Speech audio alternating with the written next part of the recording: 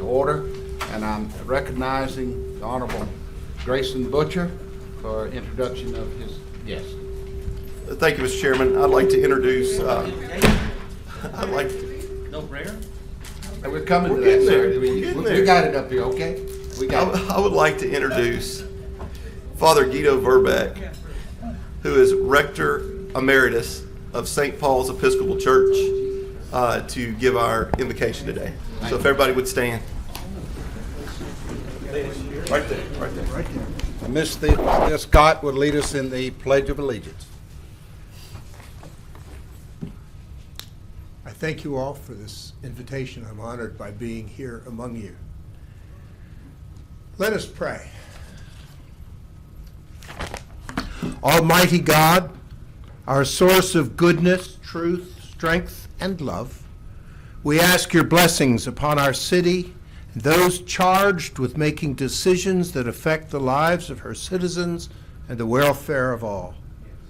We ask that you keep your loving and protective hand over our city and all who dwell and work here. Inspire us to work together in love and charity to better the lives of our neighbors, to strengthen those things that unite us, to minimize those things that divide us, and to strive for the common good that brings out the best in each one of us. Most especially, we ask your blessing over our city council gathered here. Guide them, inspire them, fill them with the knowledge of your presence, that the decisions they may make here be in accordance with your will and the betterment of those they serve. Grant them a common vision, a goal toward which they may bend their time and energies to make this city all that it can be. And we pray all this in your holy name. Amen. Amen. Amen. To the flag of the United States of America and to the republic for which it stands, one nation, under God, indivisible, with liberty and justice for all. Thank you. Madam Clerk, will you please call the roll? Councilman Bradford. Present. Councilwoman Fuller. Here. Councilman Nicholson. Present. Councilman Butcher. Here. Councilman Flores. Here. Councilman Green. I'm here. And Councilman Bowman. Is there a motion to approve So the moved. minutes? Second. So moved by Councilman Green, second by Vice Chair Fuller. Any discussion? Let's vote.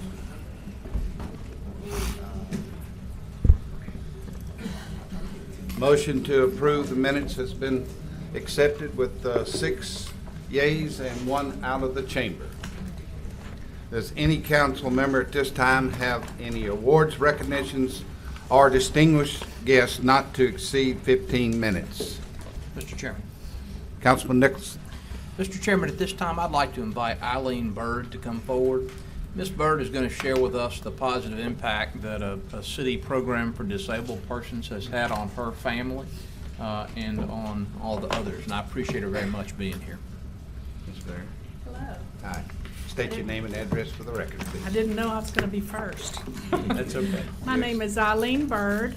My address is 1516 Concord here in Shreveport, 71105. I've come here today to first express thanks and appreciation to the city of Shreveport and to SPAR for the therapeutic program that they maintain down at Princess Park.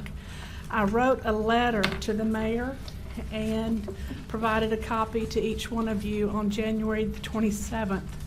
I hope all of you have had a chance to read the letter and know that I'm not coming here in anger. I am coming here in concern and appreciation. First off, the program down there is designed by the SPAR website. The therapeutic program and services are geared toward individuals who are mentally, physically, and socially challenged, and those persons who are cognitively, visually, and hearing impaired. All individuals ages 6 and up are invited to participate. SPAR's adaptive sports program is to provide diversified, innovative sports that encourage individuals of all ages with disabilities to participate in sports that increase hand-eye coordination, strength and endurance, as well as the quality of life by developing good sportsmanship skills, team building skills, and character in a therapeutic recreational environment. My son is 32 years old. I won't bore you with the details, the medical details that happened that has made him a special needs child, but when he was 6 hours old, he suffered a stroke. As a result of that, he is hemiplegic. He has virtually no use of his right side. He is mobile, but at the time that he was just a little fella, I was told he would probably never walk or talk and would probably have a significant seizure disorder for the rest of his life. He does walk, he does talk, and although he does have seizures, we do try to control them with medication, and we do have medical attention for that. But since he was in middle school, he has participated in the SPAR program. Started off as a summer program. After he graduated from high school, Captain Shreve, and he graduated in 2008. He has participated in the therapeutic program as an adult year-round.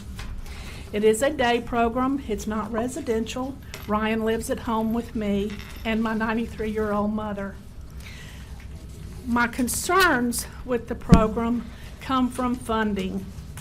It has recently, we have a PAC group, or a parent advisory committee or group, whatever you want to call us, that we have become aware that certain things that have been paid for by the city and by SPAR all these many, many years is now not being funded. Why? I don't know. But one of the things that I recently questioned is that the officials who administer, maintain, govern, whatever you want to call it, these sports events at their program are no longer being provided. When I asked specifically why to the president of our PAC group, what I was told is that the person with SPAR, I was told a specific name. I don't want to repeat that name because I may not have accurate information. But I was told that the person who makes the decisions on what requisitions are paid and which ones aren't said that the youth of Shreveport benefit from their sporting events more than the disabled people. The program,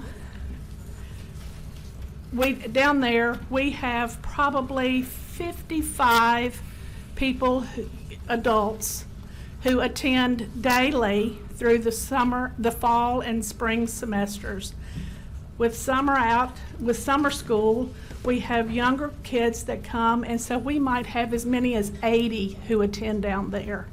We have flag football, we have basketball, and we have softball. All organized sports with teams, jerseys, the whole 9 yards. These officials are no longer there to help run the games, officiate the games, just like the referees do out at Independence Stadium, out at Cargill, all the other parks. I have no idea how much it costs to pay an official. But even if it's $50 per game, we have 6 or 8 games of football, 6 or 8 of basketball, 6 or 8 of softball. Any given season, even at 8 games, that's just $400 a season. That's $1,200 a year. The requests for office supplies are being denied. They're not even getting pens and paper and pencils down there. They also, typically, when they have an event, Thursday we're going to have a Valentine party. Next Tuesday we're having a Mardi Gras party. We can't just provide cookies and punch as refreshments because you've got diabetic issues, you've got other health issues that require things besides cookies and punch. Those requests have been being denied, so it's my understanding that the superintendent of the program, who is Teresa Jacobs, made contact with several vendors. Pilgrim's Pride offered to sponsor our program and provide food, chicken strips and other things that can be served to the participants in our program. But when that was presented to the SPAR directors and those that make those decisions, that was shot down and told we couldn't do that. It's my understanding that that has never been denied in the past from previous administrations, and I don't mean that as a knock to you. I'm just saying that it's not been denied in the past. We've had that help before. So I don't understand why it's not coming forward now. The last thing that I want to bring to your attention is the building. The building itself is old. Not the storm that came through that took the steeple off the church, but another storm that came through a couple of years ago did significant damage to the building itself. It's bricked up to a point, and then at the top it is an aluminum siding type stuff. Several pieces of that were blown off in the storm. Since then, they've not been repaired. Since then, squirrels, birds, rats, whatever, have feasted on the insulation in that building, which has created leaks, the potential for black mold, other issues that can create health concerns, not only for my child and the other children that are there, and I call them all children even though they're adults, the other children that are there, but the employees and any spectator, citizen of Shreveport or whoever that comes in there to see an event or participate in an event. And I'm concerned for the city of Shreveport and as a taxpayer that that is a liability that's going to rear its ugly head in the near future. So I just wanted to bring all this to your attention.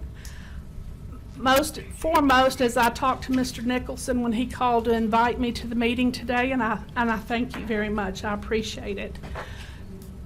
My main intent was to thank the city and SPAR for helping us do what we do, providing a location, providing a venue, but I wanted to share these concerns. Thank you very much. Mayor? Mr. Chairman, can I ask a question? Did I forward your note to a Miss Tabitha Taylor when you emailed me? Did you email me or you wrote a hand I note? wrote a letter. Oh, a letter, okay. I wrote a letter, yes, sir. So I spoke to, and I have Ms. Regal in the audience who can come up and respond to it, but I was simultaneously asking my staff about this, and we actually still have those officials for those games. Okay. So I'm not sure what you were told or what's going on. And the other things about the building, I'll let Ms. Regal respond Okay. to. But Okay. I'm very I do know, sensitive Ms. to our Regal, disabled. I'm sorry, I don't mean to Oh, no, interrupt. no, go I was ahead. told that Ms. Regal does plan to attend a parent meeting on Thursday, Mm-hmm. but I had already been committed to Mr. Nicholson that I would be here today. Okay. And I have to take my son to Dallas to a neurology appointment tomorrow, so I won't be able to be off on Thursday to attend Ms. Regal's meeting. Gotcha. No, I completely understand. I was just, like I said, I was just wanted to share that information with you. So I'm not sure how the rumor mill got started, but that was, Well, I will say the basketball game, my son doesn't participate in the flag football because he works as a manager for the Captain Shreve football team. And when they practice and play their games, he's very involved with Captain Shreve, and he takes that very, very seriously. And so he doesn't participate in the flag football, but he does in basketball and in the softball. But basketball, the Saturday before I wrote the letter on January 27th, there was no official. okay.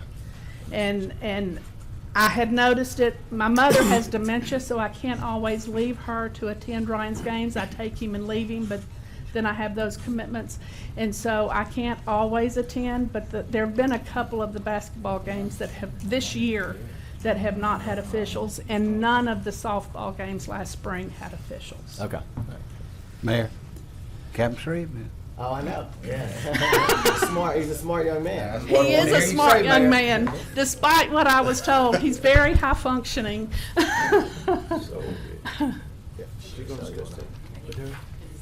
Good to see you. Thank you. Good afternoon, council members, mayor. Therapeutic is a very important program in the list of recreational programs that we provide to our community. We are meeting on Thursday to discuss just the operational issues that they've been may be experiencing. Maybe there's been some communication breakdown, but whatever it is, we're meeting on Thursday with the Park Advisory Council to talk about some of their things that they perceive to be a problem or changing or different, and see if we can address those. The building, we will look into it. There is a metal, it's a facade on it that's not a functional facade. It's a piece, a decorative piece, may not be very pretty today, but when they built the gym years ago, we moved into that facility probably about 10 years ago when we decided to make our program even stronger. It had been in 2 or 3 different recreational centers, and we decided to build them their own place so that they would have a place where they weren't being moved from room to room, to try to create a stable, good environment for our therapeutic recreational program. So we will be there Thursday at 10:30 to meet with them, and I think we can address all of their issues or concerns. No, that's a different subject. Okay, All right, thank you. okay, thank y'all. Councilman Bradford, you're next. Mr. Chairman, had invited, I don't know if she's here or not, is Carla Bertram in the building? She's with Compassion for Life. She wanted to address the council. Carla Bertram? If she's not here, Mr. Chairman, I yield. Okay. Does any other council have it? Okay, then we'll go to the mayor. Mayor Perkins, it's your. Thank you, Mr. Chairman. 2 weeks ago, the city hosted a public meeting in coordination with the Bureau of Census to discuss the upcoming census count and develop outreach strategies for Shreveport. Census meetings will continue to take place throughout the city leading up to April. On Thursday, February 13th at 6 p.m., a meeting will be held at the Alphonse Jackson Building at Susla to discuss the impact of Southern and surrounding neighborhoods on the census. Also, the Power Coalition for Equity and Justice will provide information about mini grants. It will offer to churches, neighborhoods, groups, and other organizations willing to develop a strategy to help collect the numbers. Census representatives will be on hand to provide information and answer questions at all the meetings. Another census meeting will be held at 6 p.m. Thursday, February 20th at Lakeside Park Recreation Center. Please spread the word and encourage others to attend these meetings. The City of Shreveport, in partnership with Shreveport Green, will lead the effort in another citywide cleanup scheduled for April 25th. Individuals or groups willing to volunteer should sign up at www.shreveportgreen.org or call 318-219-1888, extension 16. One more time, 318-219-1888, extension 16. Lastly, Mr. Chairman, I'm pleased to announce that we have an award for Sammy. Sammy Mears continues to show his concern for the city of Shreveport. This time he helped to save the life of one of his neighbors. So I'm going to have Chief Antoine White come up and make the presentation. Wow, Sammy.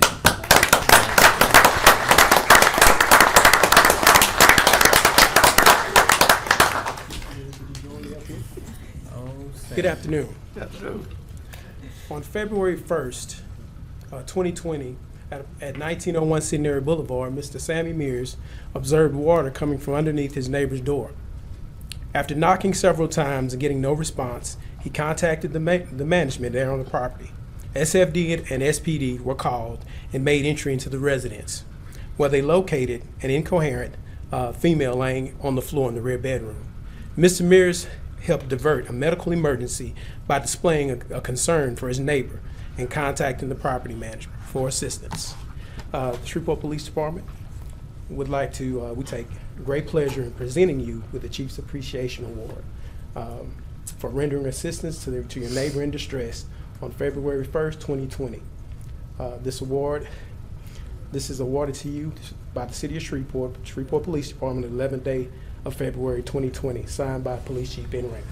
Thank you. Hear, hear.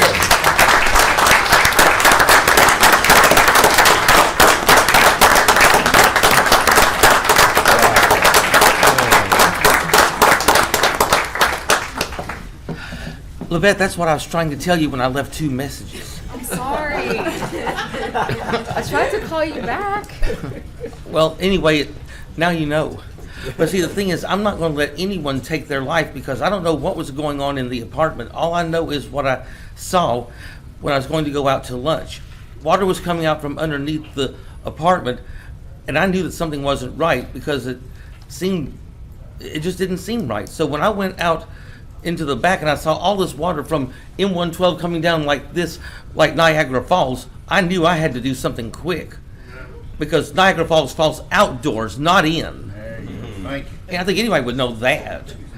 But anyway, I went and got actually the maintenance man named Tino, and he came over and he tried to get in with his tools, but he had no success. So he called the property manager, Monisha, and when she came over, I explained as well what was going on, that she was not responding. I said I knocked on the door, she didn't answer. Tino couldn't get in. So then the police and the fire department came out, and they were able to get in and get her out of there to save her. I don't want anyone trying to take their life like that. It's not right. But anyway, I think she's going to be okay. I don't know the woman, but I'm just glad that she's doing okay, hopefully. They got her to the hospital to see what medicine she needed to be dealt with, and I'm just thankful she's going to be okay. And so a lot of people at my church found out about it, and I even asked one of my church members, does Niagara Falls fall outdoors or in? He said, it falls outdoors, Sammy. I said, well, I was right. He said, I was right, mocking me. Of course, I didn't need that. But everything is okay now, and everything's gotten back to normal, but it'll take a little while for them to get the apartment back to normal. It has to dry out, then they can start kind of refixing things up. I'm really glad that I was there in the right place at the right time, because no one needs to take their life. They have a lot of reasons in the world to live. Right. I think the And mayor that's want to why take a I was picture with there. you, Sammy. Stay right there. The mayor gonna take a picture with you. You?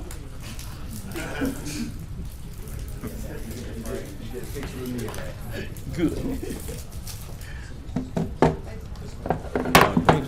We'll take one right here. Over here now. Over here now. Sammy. All right, one more, Sammy. You famous. You got to take a lot of pictures. But make sure you get my good side. What did Sammy do? All right. Congratulations, Sammy. Thank you. Thanks for my good side.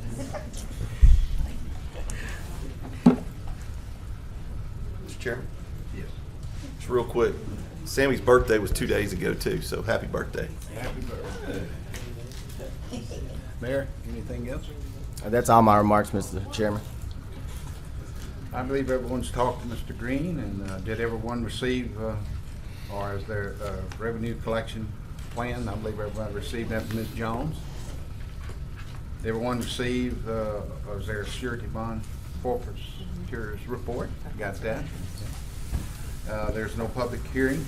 Mr. Thompson, is there any legislation to be added today? We have one item, Mr. Chairman, resolution number 30, a resolution declaring a public emergency in connection with an emergency repair of a gravity sewer main near Mayfair and Crestmore, and otherwise providing with respect thereto. Okay, is there one present at this time who would like to speak in favor of or against adding this item to the agenda? Please be heard at this time. For or against? Seeing none, is there a motion to add these items? I so move, Mr. Chairman. I'm sorry, excuse me. Ms. Glover, you're recognized. Welcome back.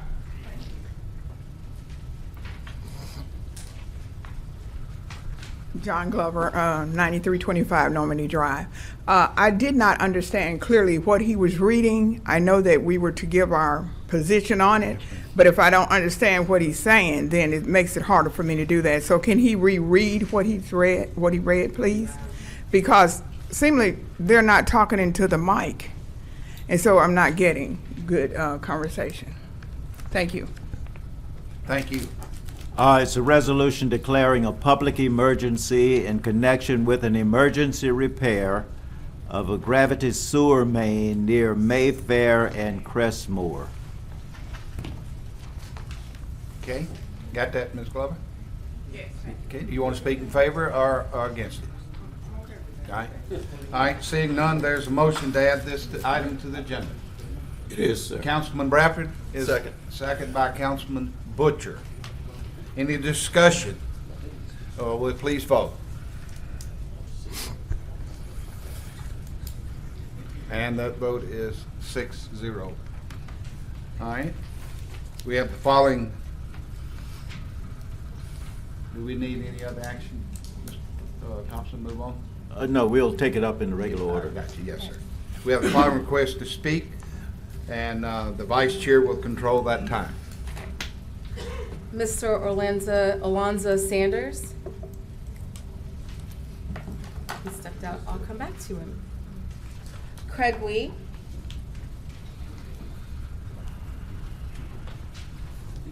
Please state your name and address. You have 3 minutes to speak. Craig Lee, 1112 Prospect Street, Shreveport, Louisiana. 1971, 49 years ago, a phenomenal team of courageous, dedicated, and highly intelligent African-American attorneys and African-American citizens led the charge to change the structure of government in the city of Shreveport. Mr. Butcher, before 1978, there were no elected positions for black people in this city. It was controlled by white folks. And I was the last mentee of Councilman, former Judge Hilary Huckabee. He led that effort. And when the lawsuit went to the federal government, and this was done throughout the United States, by the way, white folks had created a mechanism to keep black people in perpetual servitude. And throughout the country, black folks rose up and filed lawsuits. Our lawsuit went to the Supreme Court and was finished in 1974. And the Supreme Court ruled that the city of Shreveport was indeed racist and vile, and that the governmental structure operated against black folks. So the council that you guys sit on was seated in 1978, 42 years ago. That's when we had District A, District G, and District F created as majority black districts, and you had 4 majority white districts, including District B. And interestingly enough, 20 years ago, there was a battle royal, Texas Death Cage match, fought right here, Councilman Fleury. And 2 weeks ago, I was accused of being insensitive to Miss Lavette Fuller for pointing out the fact that she lacked a lot of skills in business and whatnot. And interestingly, on that particular day, because the census was going on, and we offered up a map to change District B from a majority white district to a majority black district because it was majority black. And we fought. And ironically, the council person in your seat, Mr. Fleury, her name was Pat Spigner. She said she was confused, but she voted with us. And guess what happened that day when she voted with us? She didn't even make it home good, Councilman Fleury. The white community threatened to kill her. They threatened to shut her business down. They threatened to burn her house down. She was so intimidated that the head of the White Supremacy Council at that time, John Davis Stewart, called another meeting to change her vote. That was 2 weeks later. And they structured her so she could change her vote. And we came here and battled, and this seat was changed by Councilman Thomas Carmody. So when we talk about that overall dynamic, I just wanted to give you a history of this particular district. Thank you.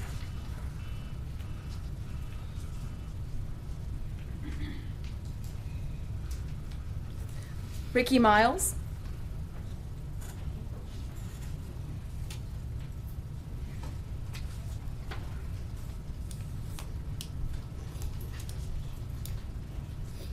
Ricky Miles, 3806 Morrow, Shreveport, Louisiana. And my question is first I want to give respect to Pastor Green. And I know in the past I have looked at you, but I have always honored you and respect your title, Pastor Green. Billy Bradford, thank you for your commitment. Last meeting we had, something that was very important to the citizen of Shreveport didn't even get a chance to get a look at. And I was very disappointed. But before I can blame someone, I'm going to ask a question to the ones who voted down. In your mind, where do you see yourself at in 10 years for Shreveport concerned? Do you think you will be relevant to what the younger generations are going to be doing, or what they are trying to do, or what they are trying to accomplish? Do you think you can hold that much energy back? Because they are coming. When I look at my mirror, I'm the proudest 58-year-old black man you can see, because I see the future. And you can't stop it. So regardless of what you have tried to do, it's coming. Because God demands progress take place. Because that's the only way we can progress. So my question is, what are you planning on for these next 10 years? What are your solutions for the children who are being uneducated, unjobbed, who are leaving our city? Those who are waking up and finding that, hey, I got to do something different. How are you going to stop them? What are your solutions? And I definitely would like the four of you who voted no to answer that question. What are your plans to make Shreveport better? I yield for these little 30-some seconds. If you can tell me, what are you going to do to help bring hope to the ones who you voted against? What are your solutions for tomorrow for the young people who are coming your way? What are you going to tell them? How are you going to deal with them? You can't continue to keep on putting them in jail. That don't work. We don't see that. What are your plans for the future for Shreveport, Louisiana? Because I promise you, they are coming.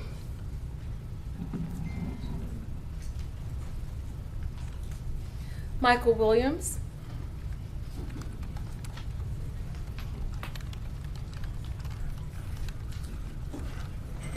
Good evening, Mr. Chairman, to the mayor, Michael Williams, 2101 Carver Play, or 10,000 Christian Coach, Shreveport, Louisiana, 71118. Mr. Chairman, I rise because of the seal behind you talks about trust, God, and confidence and union. When I look at the conditions of Shreveport, we've come a long ways, but our position have changed somewhat in the council, but our conditions are still the same. You know, Dr. King, I read your clipping this morning, Mr. Bradford, concerning Dr. King's visit when he met with Dr. C.O. Simpson of Galilee. And I'm reminded of time, of course, is that we need people that are not in love with just money. We need people in love with justice. We don't need people in love with publicity, but we need people in love with humanity. And I rise because Pastor Mays has been misrepresented by the media, and they like to flip the script and make it a sexism thing, man against woman, black against white, Republican against Democrat, this and this and that. But it's about right versus wrong. And the council in District B, you serve at the pleasure of the people. It's an honor to serve in public office because it's a privilege. And we vote for things downtown, but what about uptown? They're suffering. They need jobs. They need hope. They need opportunity. A lot of people put their confidence in God also, but in the government to see about their needs. And if you don't have a job, you don't have no respect for people. If you don't have children, you've never been laid off a job, you've never been to prison, you don't understand the plight of the people that are suffering in your district. You have a majority, 60% black, 80% Democrats. And we're voting alone, abstaining alone, and your voting record you've been showing, you've been abstaining and voting with the Republicans. And what they do is pick one of us off to vote with them, the weakest link. Not only do it in Congress, they do it in the White House, and they do it at the City House, and they're doing it here. It's a shame before America and a shame before the people how they prey on all of us and pick us off. You got 4 Democrats and 1 Democratic mayor. We've been fighting for change, for justice, for equality, for job, and the people that control the goal make the rules. That's been the political playbook all of my life, and now they want to change the rule by picking one of us off. I pray that God will prick your heart and understand the bills and rights of the people that you represent, and strike a fire in your heart to represent all the people of your district. Be concerned about everybody, because everybody is somebody in the eyes of God. But we got people that sit high and look low, and public intimidate our elected officials, public intimidate our preachers from the pulpit to the pulpit, and people remain silent while people suffer. Something is wrong with that in America, where you can't be independent, speak your mind and speak what you believe would fight of dying or going to jail or going to prison. And I pray that God would touch your hearts. You got God we trust on the seal, but your action don't line up with your heart. Thank you, and God bless you. Does it say Reverend Mays? Reverend Mays?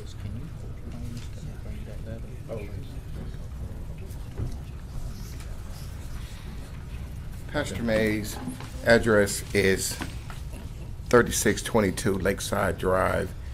And thank you for your service, Council. Thank you, Councilman Bradford, and to the other council members. I came to you basically to piggyback on what's already been said. We have the ordinance, we have the resolution that proves the parent of Ms. Fuller's voting record. And this is nothing personal with Ms. Fuller. I have not made it personal. The recall that is going forth, we are moving forward on it. But what we are trying to say to you, Mr. Nichols, and to those Republicans that support her, you have that right. But you don't have the right to call the people of District B ignorant, nor do you have the right to call us uninformed or ill-informed. She represents 60% of African Americans in that district. And so, sir, I know she probably won't openly rebuke you, but I have to. I rebuke what you said and your post. I have it right here for those who would say that you didn't say it. So you said you're a strong supporter of her, and those of us who is in opposition of her. Now, I was talking to her, and she admired me when when Councilman Shine, I disagreed with him, and she told me, she said, Pastor, I watched you back then. So this is nothing new. But when truth is threatened, those who walk in truth must stand up for truth. And so people do whatever they want to do. I've had Republicans call me, independents and Democrats, and all of them saying, these people just don't get it. No matter who was sitting in that seat, you have always been consistent in saying the same thing. That's wrong is wrong no matter who it is. And this is not about Ms. Fuller, and I think she knows that. This is about truth. I have not name called her. Matter of fact, somebody called my job, and we know who it is now. Behind this, Ms. Fuller, and you don't even know this, but I'm gonna share it with you publicly. My boss let me know, and we know what party it was did it. They called my job for me to lose my job. But I have other things in place. I had that in place long before now, because I know people of bad countenance is gonna come after you. So I'm just glad that they did. Only thing it did was freed me up to spend more time with you. So I thank you for that. But one thing I'm going to stand on, Ms. Fuller, they want to make it about race. It's not about race. It's not about black, white, independent, Republican, Democrat. What online for me as a pastor is truth. The same thing Mitt Romney of Utah did, he gets it. He says to his Republican colleagues, this thing is not about you. This thing is about my commitment to God. So when people want to go negative on you, Ms. Fuller, you know what I told them? I said, her past, her future, we are not going to play that game. The game we're going to play is her voting record. And her voting record... Your time is up. Thank you, ma'am. I appreciate your time. Lester Smith. We appreciate your time. Lester Smith.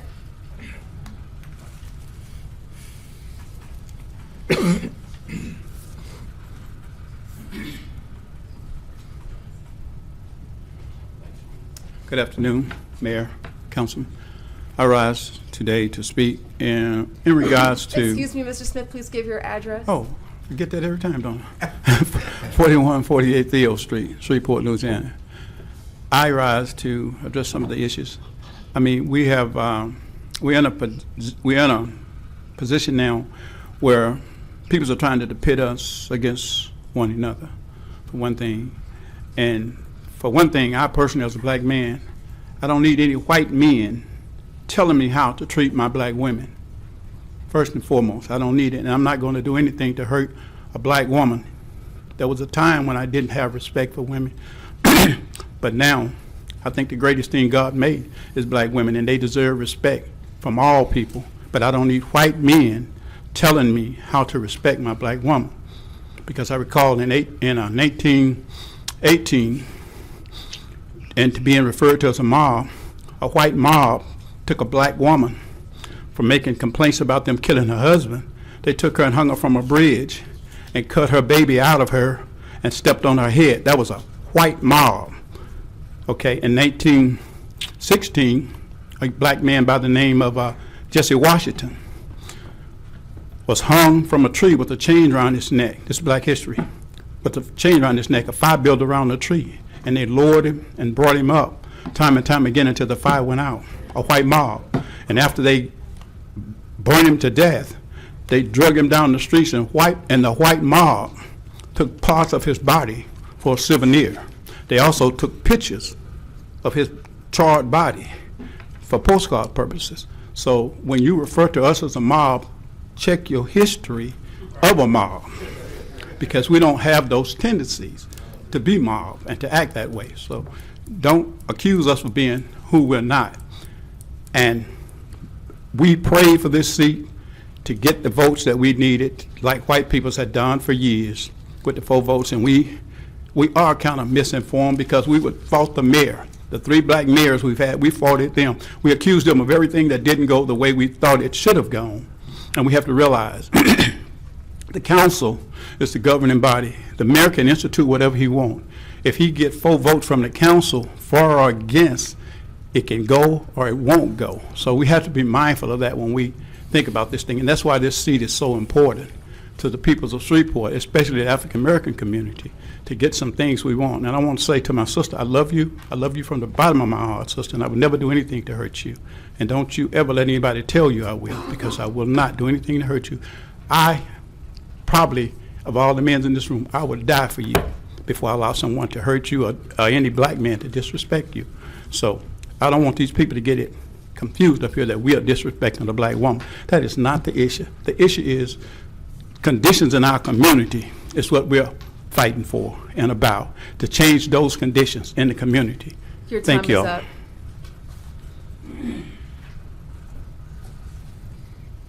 Mr. Sanders?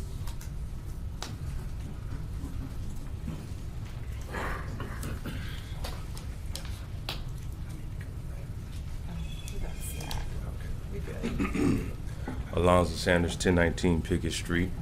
I just wanted to say that I'm in full support of CUV getting it changed, and I hope that the rest of the city council members are as well. I appreciate Ms. Fuller for coming up with this resolution to make everything at ease with everyone in the area, and I look forward to working with the MPC for any future and further standards that I need to operate by to continue with this building, and that's basically it. All right. Thank you. Thank you. Ken Ante? Is it Ante? It's not Auntie. Good afternoon, Ken A&T, 9335 Ellerby Road, Shreveport, Louisiana. Mayor, council, as someone who spent 8 years in the CAO's office, I'd ask the council to strongly consider approving Chief Whitehorn. I know what that job entails. I know it does not necessarily mean running a water department or running a fire department or a police department. You get good quality people and you put them in there and you let them do their job. The number one job for the CAO is to provide the leadership to assist the mayor to bring out and to fulfill his agenda. I know oftentimes the CAO is the one to be considered the hatchet man, the gatekeeper, or whatever you want to call it. But the leadership that Chief Whitehorn has possessed over his entire career, I think will serve this city well. It will serve the mayor well, and it will serve the city council well. I know no disrespect to the mayor, but one of the things people always say is he's so young and inexperienced. Well, what better team to have than somebody that has all the experience of Chief Whitehorn? So I'd ask you to strongly consider that. I know my involvement with him over the years. I have no doubt that he would do an excellent job and would be an excellent fit at this time for the entire city. If anybody has any questions or anything, I'll be glad to address those. I would like to say one other thing. I had the honor and the privilege of serving with Pat Spigner. She was, of all the councilmen, no disrespect, Councilman Green, that I served with, she was one of, if not the most conscientious, and she didn't always vote with us, but she was always voting for what she thought was best for Shreveport. So any disparaging remarks on Councilman Spigner, I have to take up for her, because she was an honorable, or is an honorable lady, and she did a great job for the city of Shreveport. So thank you. Jack Michaels III.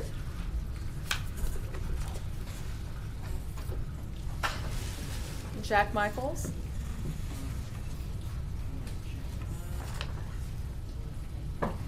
Norbert Crafts.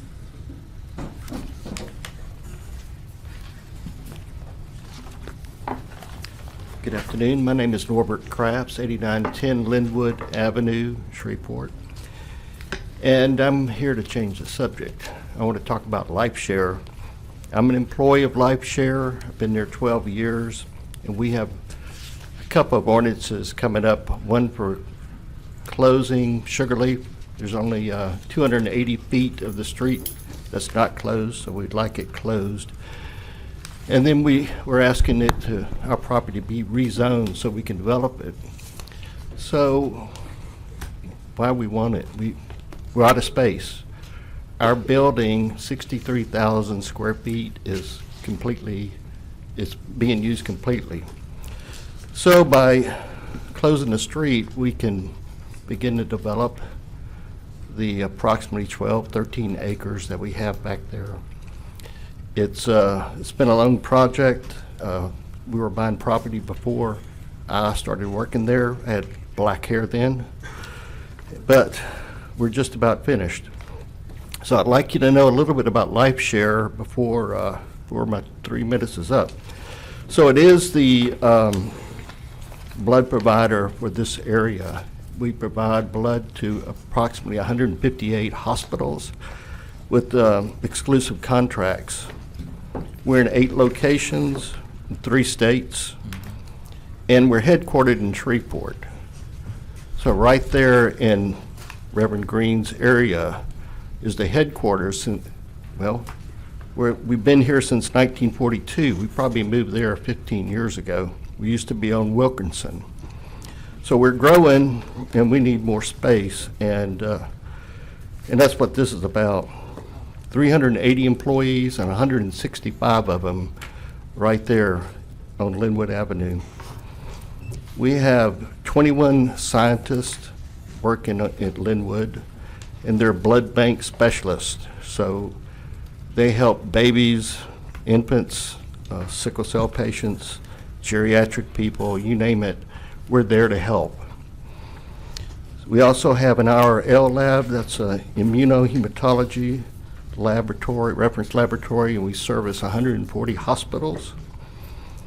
And this development will allow us to build a parking lot for our employees. Right now we have 1 entrance coming into the properties. We have 18-wheelers, we have buses, we have visitors and donors coming in 1 drive. So this will allow us to go down Sugarleaf with our buses and our delivery vehicles and make it a one-way traffic. So it's going to increase safety, and I'd be glad to answer any questions if anybody has any. Thank you. I just wanted to ask you, and I appreciate the jobs and stuff that you all do, but I just wanted to ask, has anyone spoke to the residents off of Sugarleaf or in that area right there? Residents of Sugarleaf? Uh-huh. There are no residents on Sugarleaf. Yeah. So we bought all the property on Sugarleaf and. Up to the first, there's a couple of houses there and people who live on the end of that adjoining street. Yes. Yes, and we they, did. They use that route, so I'm just asking, has anyone spoke to them? In fact, the Waste Department asked us to get permission from those two on each corner of Melanie and Sugarleaf, to get permission from them because they'll have to start taking their garbage to Melanie instead of Sugarleaf Trail. So we have two notarized statements from the residents at both locations, and we provided that to the MPC, actually to the city department, so that we can get through the MPC. So we had to have that, and it was approved to the MPC to proceed. Okay, because one off of Sugarleaf and a couple off of Melanie told me that they used that route and they didn't think that was conducive for them and what they had going on. So I apologize, Councilman Green. I was just asking because I had talked to him. So, okay. Yeah. Okay, thank you. Havard Scott. Is this, before I get started, is this working? Yes, sir. Do I need to turn it on? No, it's your paper. They'll turn it on.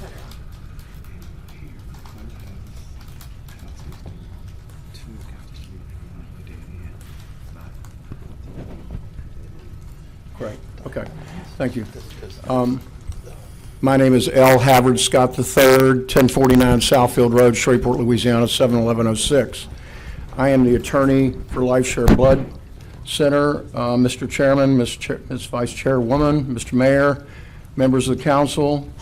My client, LifeShare, is one of the few Shreveport businesses that has invested its future in the Lynbrook area.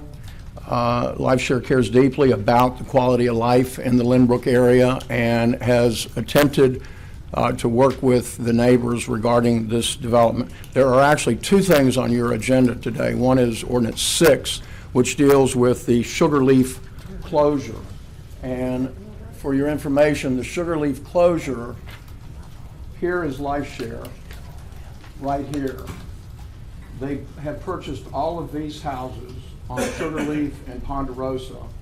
Ponderosa and Sugarleaf, where it intersects Linwood, was closed in 2016 by unanimous city council. So what is shaded here in this picture is already closed. It's just that last 180 or 280 feet of Sugarleaf that is not closed. So access to Linwood has already been closed off. The city LifeShare has been working with the city for, I think, 5 years on this project. The person that knows the most about this from the city's standpoint is Alan Clark. I think if after you get to the appropriate point, you talk to Mr. Clark, he can fill in a lot of the blanks. I've only been involved in this recently. The city didn't close that one little section of Sugarleaf because there were still houses on it, and required LifeShare to go purchase those houses, which it did.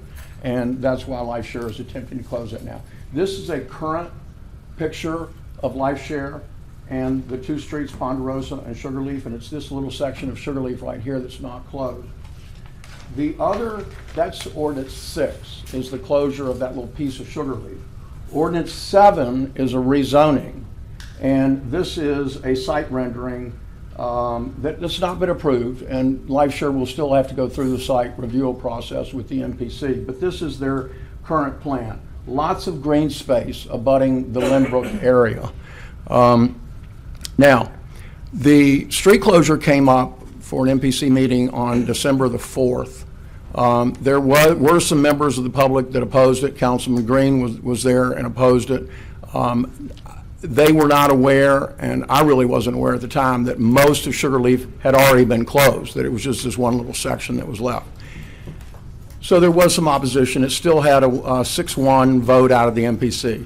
On January 8th, The rezoning, which is ordinance number 7 on y'all's agenda today, was the rezoning. There was no opposition. No one appeared in opposition. LifeShare put on its architect engineer. Your time is up. It passed unanimously without any opposition.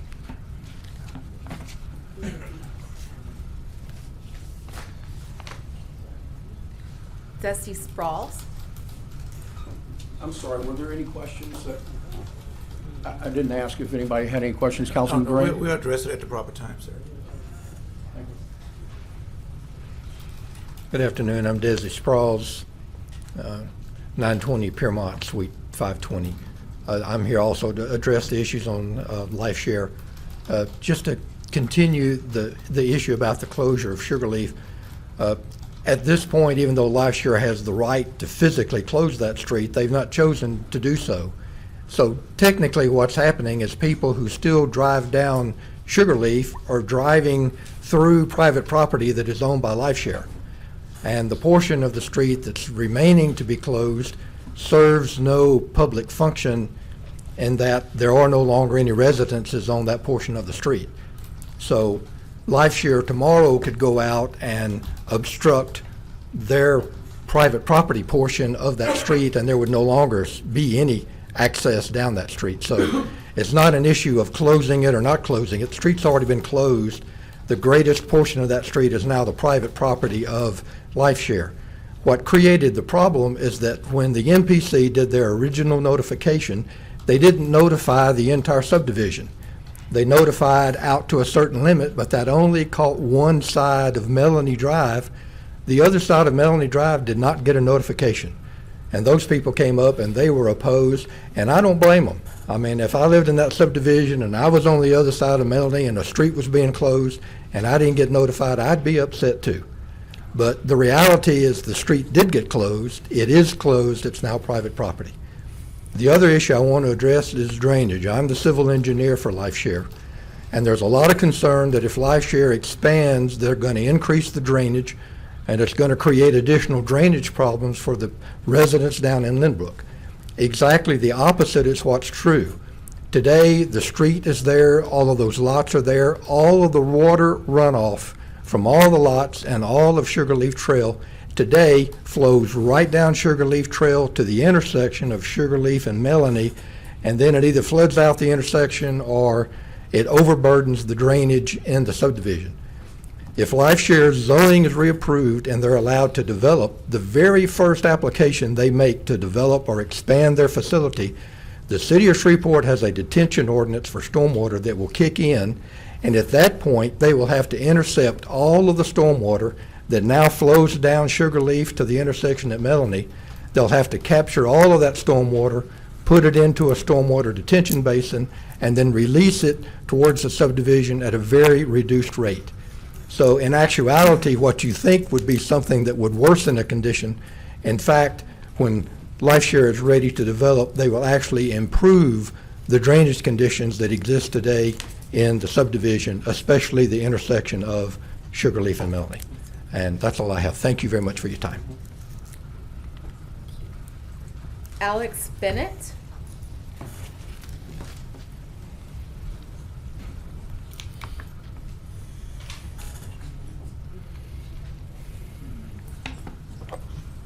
Alex Bennett, 4441 West Airport Freeway, Irving, Texas. Mayor, Council, I appreciate the opportunity. Come to you to speak in regard to zoning case number 9. We are requesting a rezoning of the site along Fern Circle to accommodate new construction of a 40-bed inpatient physical rehabilitation hospital. We feel that it will fill a need here in the greater Shreveport area and bring a lot of new high-paying jobs to the area. So happy to, I know I've spoken to a couple of the council members specifically about the project. We've had a number of conferences with the neighbors who had some initial concerns, and I think those have been alleviated through our conversations with them. So happy to answer any questions you may have. Mr. Chairman. Yes. Mr. Bennett, thank you for appearing again.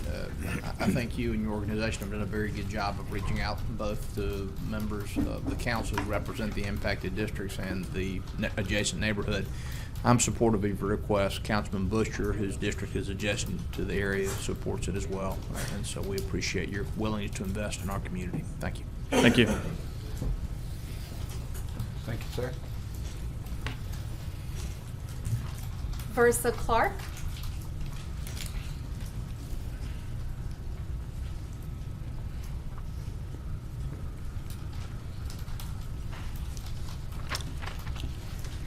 Versa Clark, 7626 Tampa Way, 71105. Mayor, Council, I am elated but surprised at what it took for us to finally attempt to get on one page and move forward. So many times I have addressed the council speaking with quotes from the 2030 Master Plan. So my elation comes from Dr. Rosamond's Great Expectations article in Sunday's Times. I'm aware of the surveys and the site visits that had taken place, but not aware of the essence or findings until I read them in Sunday's paper. It stands the reason why so many young people either don't stay here when they finish high school or don't return after completing their college studies. Those are the same students during those site visits that spoke about a family-centered, oriented, and good-natured city, a proud and united city, a place where race will not be an issue, a crime rate so low it won't be headline news every day, no litter and no rundown homes, citizens' desired opportunity where our children can elect to stay here if they choose, and where roadways and streets are improved where our grandchildren will think they are in a pretty city. There were other quotes from Southwood, Huntington, and Woodlawn that was compiled in the language and strategies that are set out in the master plan. We have 10 short years before we reflect on this master plan and determine whether to spend the funds for another study. But I hope that we can look out 15 years from now to the year 2035. And as I did during the District D City Council race against Councilman Boucher, I posed the question, what would you want Shreveport to look like when we are celebrating our 200-year anniversary? John Settle.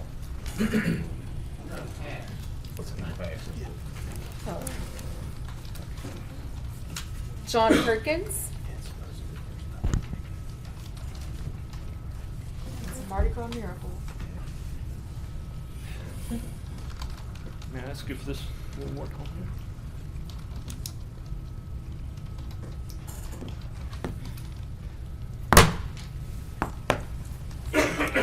There it is. My name is John Perkins. Live at 310 Gentilly Circle, Shreveport. Here you see three cities, Detroit, Shreveport, and Amarillo, Texas. And I did some homework, as I've been interested, as some of you know, for 4 years now in urban planning and why we're in the mess we're in. And here's, I think, a good thing to think about. So you have Detroit, once a great city. It was around 1.9 million and 45 square miles at its peak, when it was maybe one of the greatest cities in the world. And we all remember that in 1995, it fell into bankruptcy and was taken over by the state. Like 14 cities currently are here in Louisiana, with another 18 being considered this year for bankruptcy. So Shreveport peaked, in my estimation, in 1982, when it was 90 square miles and about 210,000 people. We undertook to sprawl. And we thought it was a good idea. Previous administrations, white, black, Republican, Democrat, sprawled us to the size of Detroit, yet we have less than a third of the population of Detroit right now. And then I was driving through Amarillo and overnighted there, and I thought, let me look up this place. It too is 190,000 people living on only 90 square miles, and it feels like it. It's energized, it's happy, it just felt good. I thought, let me look this up and find out what's going on. So at any rate, there you have it. If we want to be like Detroit is now, as successful as they are doing right now, all we need is another 400,000 people to move there, and then we would have, instead of 1,819 per square mile, we would be up to Detroit size, 4,852 people per square mile. Attract 1 million people here, stay the same size, and we'd be as awesome as Detroit was when they were awesome. So our other choice, as I see it, would be to contract to down back to 90 square miles where we were at our peak, and that puts Amarillo at 2,100 people living within a square mile, and they seem to be functioning better than we are today. That's all I have. Thank you so much. Bill Weiner.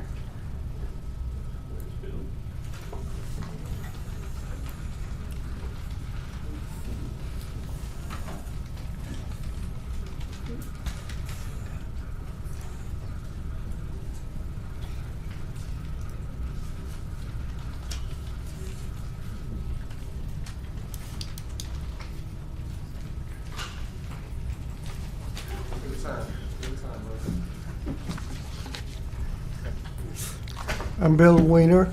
I live at number 2 Longleaf Lane, 71106.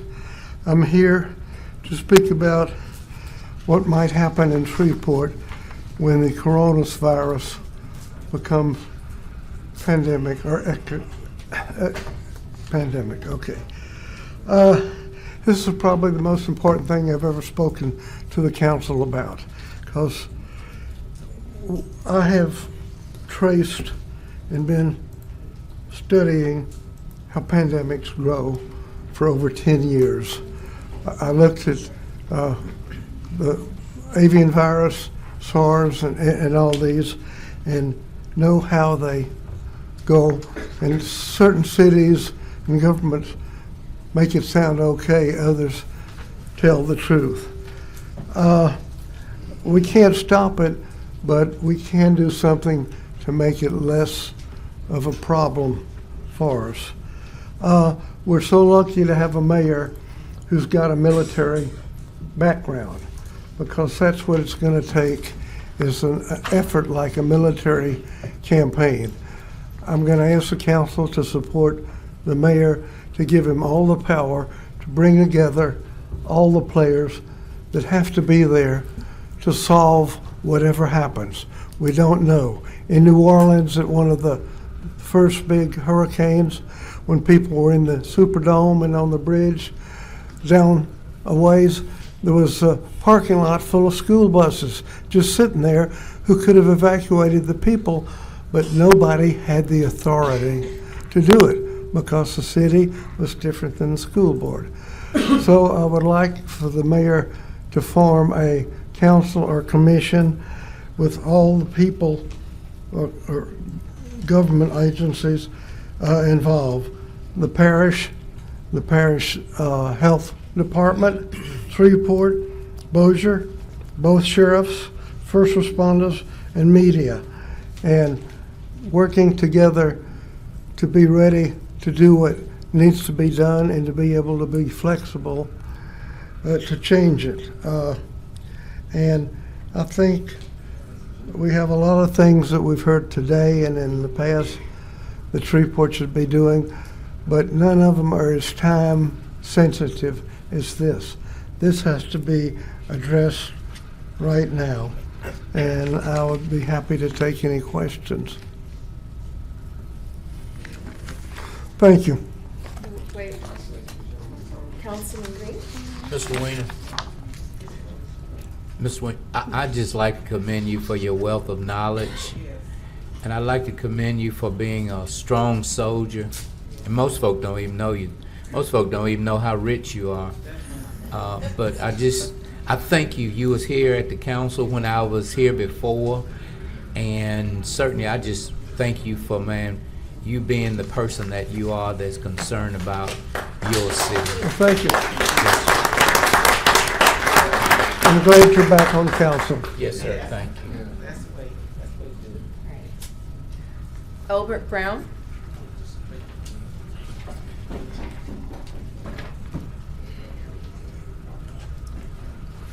Albert Brown, 439 East 81st Street, Shreveport, Louisiana. Mr. Mayor, Chairman, City Councilmen, first of all, I want to thank you for still working on Linwood. But I got a disturbing thing happen to me the other day. I got a phone call, and we had a meeting. And I didn't understand what the meeting was last time, but I want to ask a question to the city councilman. Do we want this city to grow, or do we want it to be stagnated? Because of the fact that the vote came down last time, what sense did that make to say no? We're supposed to be bringing this city forward, not backwards. I can understand why you said no. I can understand it. And Ms. Fuller, I need you to talk to me after this. Okay, Because I can't understand this. we can talk. Because I love you, sister. We can talk. And I about pray it. for everybody up there. Y'all know I pray for you all. And I always tell everybody, I says, we got young people up on the city councilmen, and we need young blood. We need young ideas. I got daughters that I would love to bring back to Shreveport. But they got nothing to come back to. We got enough restaurants. But we need some jobs here, you all. We need jobs. And when somebody offers us something and we don't turn it down, please give me some understanding, because that's the scripture. Like Brother Bradford said that time, he told the people, he said they didn't vote for the bond. Because I was telling people, y'all vote for the bond. And they didn't understand the bond. Well, evidently, brothers and sisters, y'all must understand the proposal. Because it could have brought some jobs here. And we turned it down? Now y'all know I don't get up here and nothing but give y'all praises. But I'm disturbed. I am really disturbed. Please, y'all, somebody got to talk to me. And we got to go forward with the city. Because we're praying for our city. Our city is supposed to go forward, not backwards. We're supposed to go up and not down. Y'all know I'm always up here giving y'all praises. But somebody got to talk to me. All right? Thank you. Marcino Savant. He's not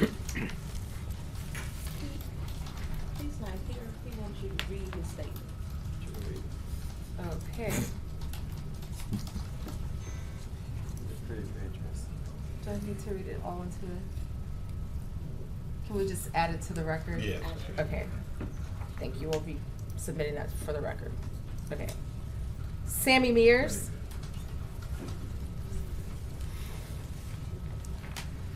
Sammy Mears, 1901 Centenary Boulevard, Shreveport, Louisiana, 71101.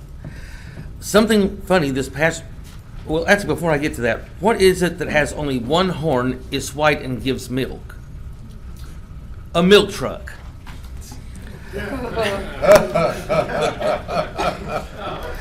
Now, something funny did recently happen when I came home from Springs of Grace Baptist Church. I started switching through channels on television on Sunday, and I never would have expected to see that, even though I thought NFL season was over, that they started doing XFL. which I don't even know what X stands for, but it just started. I kind of laughed, but decided to go ahead and try watching XFL as well as I did the NFL, which I think is a great thing for anyone trying to watch on the KMSS Fox 33 Cable 8 station. What a great thing. I've never seen or even heard of XFL before. However, I'm willing to give it a chance and just see if it's just as well as the NFL is to be expected. There's one thing that I do not wish to see, and that is a black cat coming out on that football field while they're having the XFL, because when the New York Giants in NFL were ahead of the Dallas Cowboys 9-3 and the black cat went down and scored its own touchdown, I knew that was ridiculous. What did the cat want to do? Get an Emmy? She. Anyway, I just don't want to see such nonsense. That's ridiculous. Not for a long time. Because if that ever happens again, I know what's going to happen. Either I'm going to start to feel like Beavis and Butthead look, or I'll start to feel like Kevin O'Leary and Dr. Phil look, and I don't think you'd want that on your conscience. However, if that does happen, turn and run the other way.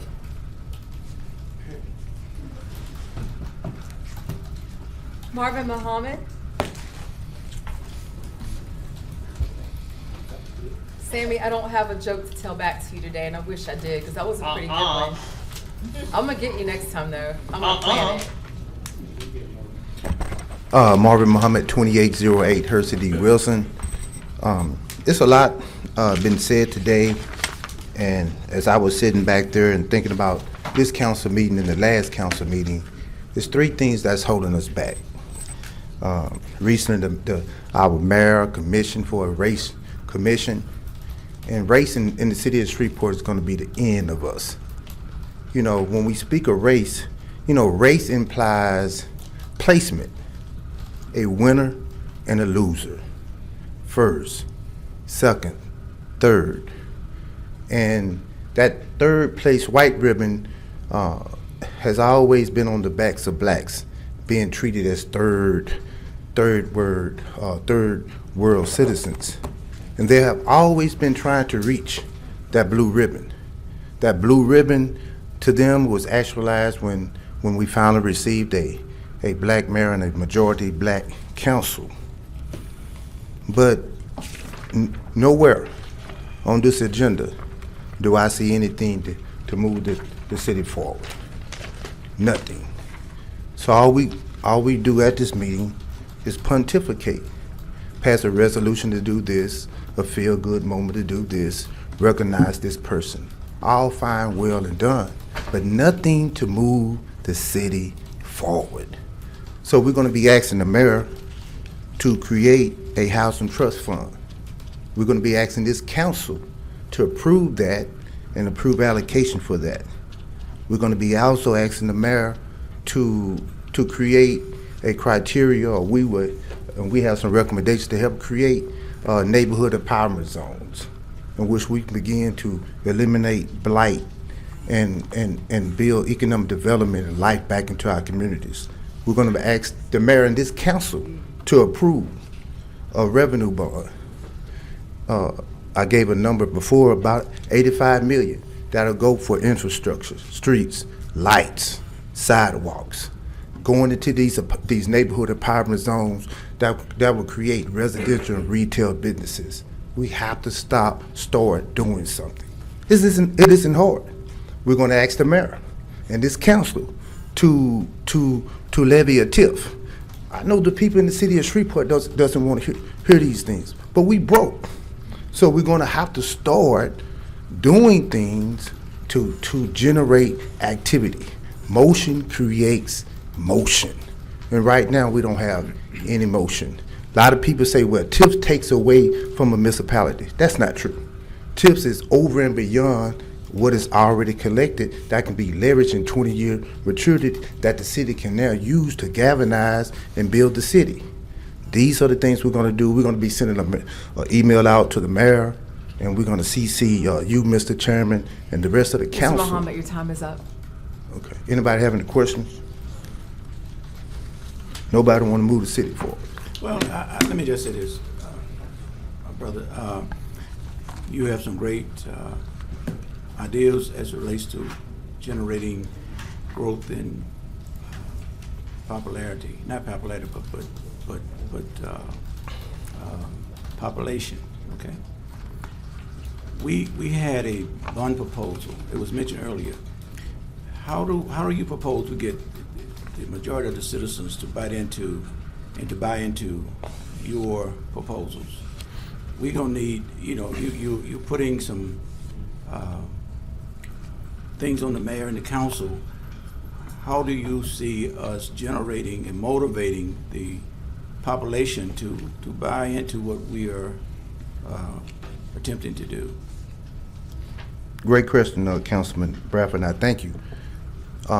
The people in Shreveport, the majority of them, in fact, a study just came out that 60% of its residents cannot even afford rent in the city of this size. The average rent in the city of Shreveport is somewhere between $500 and $600. 60% of its residents cannot pay that. Yeah. The motivation is simple, that the vast majority of the people in the city of Shreveport are either broke, raggedy, hungry, and literally out of doors. One check away from that 60% even going further. An old man told me a story, and I'll be very succinct, that he heard an old dog as he was walking down the street, laying on the porch. And he was sitting down on a nail. And I asked him after he told me, I said, well, why didn't the dog just move away from the nail? And he said the dog, well, that the pain from the nail had became bearable, that he wouldn't even move. Well, I'm suggesting to you that the people are now howling, and they have moved away from the nail, and they're asking this body to move this city forward. Enough of the race fighting, enough of the Republican versus Democrat. It is time to move the city forward. I have a 13-year-old son, 11-year-old son, and in their best interest, I cannot ask them to stay in the city of Shreveport in 7, 8, 9, 10 years. I can't. Not for my lifeline, not for my father, my grandfather, to continue in the future. Well, Brother Muhammad, I think it's no secret that you and I haven't always agreed. And I agree that we look at things, again, where they are and wonder why. We imagine things that can happen and say, why not we do these? That's what you're saying. But my point is simply that the statistics are real. You cited some of them, but the Alice report exposed all the weaknesses of this city that you mentioned. It was mentioned, and I just had a conversation about why do we have so wide of a demographics in this town? Well, 20 years ago we had 20,000 jobs that we don't have now. You think about the blue collar jobs that we have lost. And back in the 80s, that's when the suburbs came into play in Shreveport. People wanted to live in the suburbs. That's why you saw a lot of the annexation happening. But those jobs left us with a donut, in a way. But it took away a lot of our middle class people. So I'm saying, I want to further this conversation, but I think that you're onto something that could be implemented to at least get us back in a posture that we can work together to develop a new city that we all could live and prosper in. So I thank you, sir, for coming down. Thank you, Mr. President. Anyone else? Thank you. Mr. Chair. Yes. Councilman Green. Mr. Muhammad. Yes, sir. Mr. Muhammad, and also to Councilman Bradford. I'd just like to say thank you for today. And thank you, Councilman Bradford, for today. Thank you, sir. God bless you. Thank you. Ken Kraft.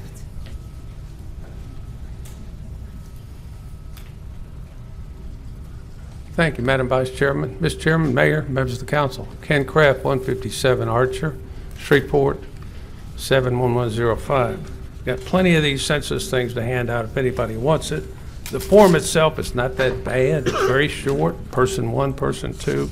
The big hiring starts Friday, the 14th. $14 an hour, 58 cents a mile. We need field enumerators. We're about to hire over 2,500, over 34 parishes, more in Shreveport, Bossier, DeSoto, Webster than anywhere else. 2020census.gov/jobs. A CFO is needed. When I was hired, before I was hired, I had some paper and some pencils, and Mike Lofton, the Director of Management Services Budget, said, give me 5 reasons we should hire you. And I did. And we've reached all 5 in a manner of speaking. We backslid on the 10% operating budget reserve. But we let fire take over ambos and medics and such. We got a new city jail. We paved 186 miles of all dirt streets. There's that number again. And we've done a lot of progress. In June of 1980, in my second month, I realized we needed a CFO. Made a proposal, went to the CAO, Bill Brown, Houston, outsider. Finance Director Jim Keyes, Houston, outsider, didn't like it. Never made it to a council agenda. Hey, 40 years later, we're going to get there. A CFO's not a CPA. A CPA closes last month, last quarter, last year. A CFO looks forward. A CFO plans and decides how do we balance our debits and credits and how we get ahead of the financial curve. There was no mention of the Lincoln on a Lincoln during the bond issue last year. The penny on the $5 bill, 0.2%. Interestingly, over 20 years, it would raise $186 million, roughly $9.3 million a year times 20 years. There's that number again. A bond issue can only spend streets, drainage, bridges, fire pumper trucks. It cannot be used to pay salaries. A sales tax, a third of which is borne by non-Shreveport residents. Let's not get fee happy again and do anything else. Thank goodness y'all voted down the $18. No disrespect. A person would have to spend $9,000 a month at retail to spend $18 on a 2/10, even at $7 a month, which really hurt the poor people. The poorest people among us spend as little as $150 a month at retail, subject to a sales tax. The 0.2% would cost those people a penny a day. Cost them 30 cents a month, not $7 a month. Let's at least consider letting people have a say before we impose more fees. 96% of our citizens would have benefited and paid less at 0.2% sales tax than $7 a month. In other words, they don't spend $3,500 a month at retail, 0.2% of which is a $7 garbage fee. We need a CFO, and I don't care where he lives, in or outside the city. Thank you, Mr. Cook. Or she. Or where she lives. There you go. Sorry. That concludes all of our requests to speak. Vice Chair, would it be appropriate at this time, this person that sent this in, that we read it in to the record so the council? Is it required that we read it in, or can it just So be the- submitted to the minutes? the I'm sorry, I council didn't member hear. would have reference to it? What was the question? I didn't hear the question. The question is, this person sent it in writing, not able to be here today. How do I handle that? What is the protocol? Do we just put it into the record, or does Councilman Bowman or Fuller read it into the record? I don't think that there is any procedure set out for that, so anything the council. Well, y'all be sure and read the record so you'll know what's, and I'll pass that down to Mr. Thompson. What is this in reference to, Mr. Chairman? That dadgum sport tran. I'm sorry? Wheelchair. Wheelchair assistant. The guy that comes down this way. Oh, okay. Where are those? S4 tram, that's it up again. We have no executive appointments to be considered. There are no items under consent agenda for the introduction or to be adopted. Mr. Thompson, please proceed to the regular agenda legislation, please. Resolution number 7 establishes guidelines for the approval or disapproval by the Shreveport City Council for industrial tax exemption applications submitted to LED for projects located in the city of Shreveport. Mr. Chairman. Yes, Councilman Nichols. Mr. Chairman, several members of the council have expressed a desire to provide additional input on this legislation. I'd also like to reiterate a request that I've made to the public previously. If you have any input on this legislation, which would formalize the City Council's rules for granting or denying ITEP tax exemptions, I welcome you to provide that input. When we grant tax exemptions, we are giving away the city's money. Sometimes there are very good reasons to do that, sometimes there are not, but I want us to have a normalized, formal process for making those decisions. I move to postpone. 7. Motion by Councilman Nicholson and second by Councilman Green. Any discussion? Please vote. And that motion is 7-0. Councilman Green, the only thing I remember on giving anything away was when we did it for Councilman Bradford. Yes. Out there, that's the only one I remember us doing on exemption, tax exemption. Was that one, right? That's the only one we had before? That in the last year, Yeah. that's correct, but again, my district is one of the most economic disadvantaged districts. I need all the economic I certainly- development I can get. Yes. Thank you. That's the reason I voted for it. Thank you very much. Okay.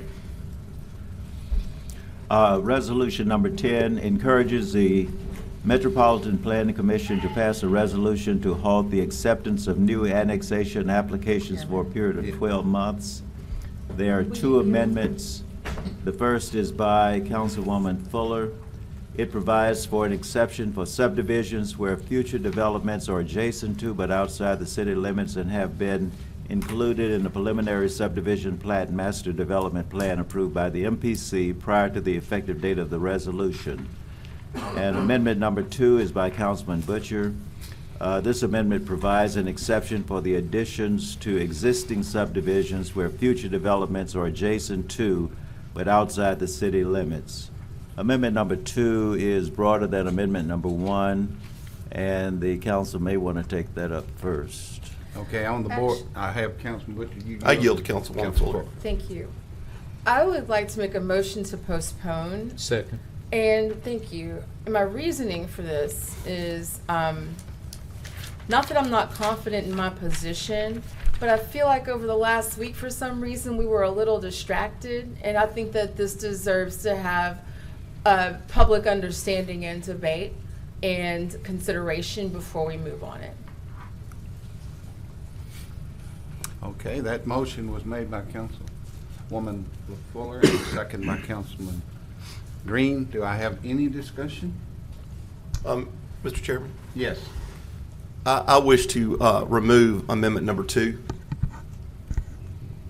Okay, when it comes back up, we will not read amendment number 2. Okay. Second, Ms. Creel has given me some information that I think is prudent to the decision when it comes to this, which may require a little bit more time, even though we're postponing it. I asked Ms. Creel to look in. The amendment that I added, I felt like would take care of what my objection to the ordinance overall was. But I found out today that there is some legalities to people being able to hook onto water that don't necessarily want to come into the city. Right now, the ordinance is pretty clear that if you want to hook onto water and sewage, you have to submit an application for annexation. And Ms. Krill, I'll let you tell everybody what you came up with that. Yes, sir. The information that I provided to Councilman Butcher came from ordinance section 94-7.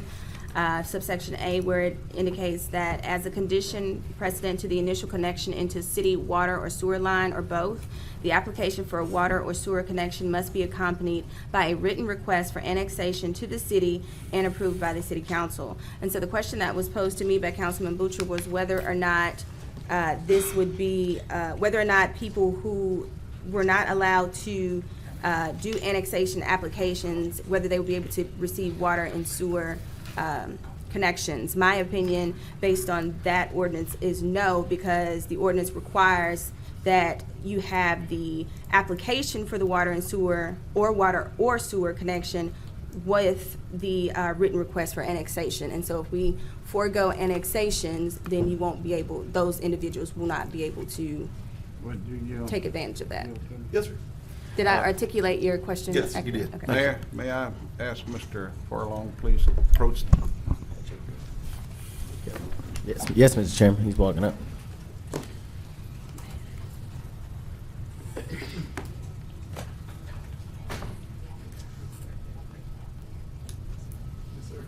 Patrick, you heard just what was said.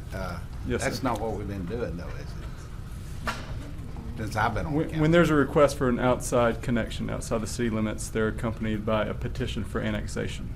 We've been doing that. We do that. That doesn't necessarily mean they're going to be annexed. It just... Say that again so I can hit that. So- Hit me one more time with that. So when the application comes in for an outside water and sewer connection, it has to be accompanied by a petition for annexation. Okay. So the owner has to petition to be annexed. That does not necessarily mean that the MPC and the city is going to pursue annexation. Got it. There are Okay. actually Got it. many, many connections Got that it. were, that included a petition for annexation that were not annexed. Okay, I got it. Mr. Chairman. Yes. So, in fact, I think Ms. Featherston got us a list of residents and businesses that are paying double the rate, which would mean that they are still outside the city, and they go back all the way to the 90s. I think that what my question to Ms. Krill was, there is some development on the horizon for several areas in my district, and there's even areas of District C that are affected by this that would have development, and E and F and G that would have some, and A, that would have some development potential there. One of them is a fairly large business that may be coming to my district that would need city water and sewer. Now, I'm not necessarily saying they need to be in the city of Shreveport, but I do want them to have the ability to be able to tie on to our water and sewer. And the way the ordinance is written right now, they would have to submit an application, but we have a moratorium on applications if this passes. Therefore, they would not be able to submit the application, tie on to city water and sewer, which would halt development. So what I think we need to do is, one, we need to either change the ordinance that does not require them for a petition for annexation, or we need to take each one of these annexations like we've been doing, take what the recommendation from the Metropolitan Planning Commission is, if they are for it or against it, and then bring it to the council for a vote. And I'm not asking for your opinion, I'm just stating that. But that is what I said about the tying on the water and sewer. It could present a problem if I had a shopping center that wanted to build in my district that's actually outside the city right now, but it's still concurrent, but it doesn't meet the classifications of these two amendments. That would mean that shopping center probably would not be able to tie on to water and sewer. Yeah, I think it's going to get down to the legality of the language, which, Okay. which I Okay, the chair recognizes Ms. Thank you, Chair. This question is either for Ms. Creel or Ms. Ewing about procedure. With passing this resolution, whenever we do it, but the motion right now is to postpone, would that actually halt anything, or would that basically be sending a signal to the MPC for more study, wherein a lot of these things would be under consideration? Possibly. I mentioned that to Councilman Butcher, I believe.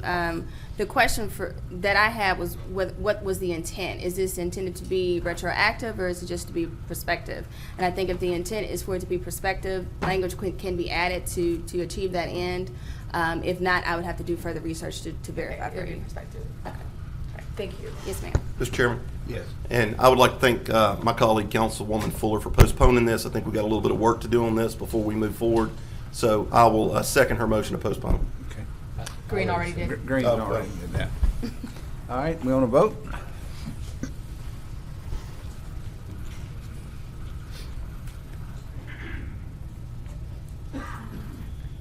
And that passes 7-0. Okay. Resolution number 11 authorizes the mayor to execute a contract for water supply and sewage disposal between the City of Shreveport, Pratt Paper LLC, Pratt Recycling Louisiana LLC, and BFI Waste Services LLC, and otherwise provides with respect thereto. I think I need to move for adoption, and then we'll discuss it. Okay. Second. Motion by you, Yes, sir. and second by Councilman Bowman. Any discussion? Mr. Clerk, is a motion to substitute a proper substitute, or motion to postpone a proper substitute motion for a motion to adopt? Yes. And then I move to postpone. Second. Okay, motion postponed, motion second by Councilman Butcher. Mr. Chairman, we always move in the affirmative initially so we can get some discussion. So yesterday, there were several forms of communication that came to the council. The mayor was going to clarify some. He sent me an email. I think he sent some of you. And then we got a opinion from the attorney, city attorney. City attorney, you wanna elaborate on what you submitted this afternoon? Sure.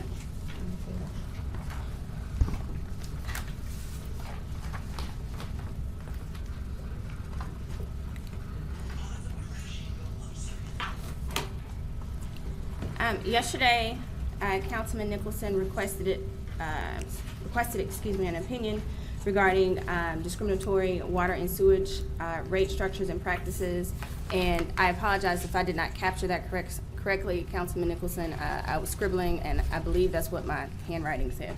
I was endeavoring to get this completed before council, and I was able to get it done just before I walked in. Essentially, what my opinion says is that a similar situation has been addressed by the AG's office with regard to the town of Cotton Valley. And essentially, the question in that scenario was, whether or not the classifications for customers could be differential, for lack of better words. And the AG ultimately opined that there has to be a non-discriminatory basis. And in that opinion, they note a number of examples, one of them being economic development. And that ultimately is not enough in itself for a rate structure to be discriminatory, but it has to be unreasonably discriminatory. And based on the information I received while working through this process with regard to this agreement, it was my understanding, and if I'm wrong, someone please correct me, that the administration's motivation for entering into this three-party agreement was for the purpose of economic development. And so I felt like that opinion was the most appropriate. And since our ordinances for water and sewer allow for the council to deviate from the rate structure that's noted in the ordinances, it is my opinion that what would be agreed to in the contract between Pratt and Republic, should the council decide to proceed with it, it would not be discriminatory and unlawful. Okay. So, and I appreciate that, Attorney. We went into very depth discussions regarding these scenarios, the various scenarios, and it's proving such an agreement. The prevailing issue appears to be the risks of loss revenue, even though there are some revenue that will be benefited. And I mentioned yesterday that I was still very, very concerned about that, and that will postponing actually be a detriment to our ability to move this agreement, Mayor. And you said you thought it would. Can you again reflect on that? Yes, Councilman, I'll elaborate. This isn't just a hunch on my behalf. This is after I've spoken to the other two parties involved with this contract. Like I said, it would just be very, very difficult to get them back to the table if we postpone at this point. And I mean, they have sound reasoning on why they are apprehensive if we postpone it for more information, or we push them in various different directions, considering the context of what we're dealing with. So it's not just revenue, but it's also the loss of jobs that we'd be suffering from as a community, they'd suffer from as a company, and also the recycling program as well will be in jeopardy and impacted. So there's a lot of different things that can go wrong if this is postponed and they refuse to come back to the table with us, or if in coming back to the table we don't get to another agreement. It is possible, Mayor. Yes, Mr. Chairman. It's possible, though, that it may not even come, even if we approve this. Yes, Councilman. I sent you the letter of revocation yesterday. We got the other one from the other party as well. So, yeah. Well, Mr. Chairman, I again, the question was raised to me earlier today on my day job, and I have to be consistent in this sense. When I'm dealing with business deals and propositions that comes my way, I often don't look at who's right and who's wrong. I have to look at what's right and what's wrong. The consequences either way will follow.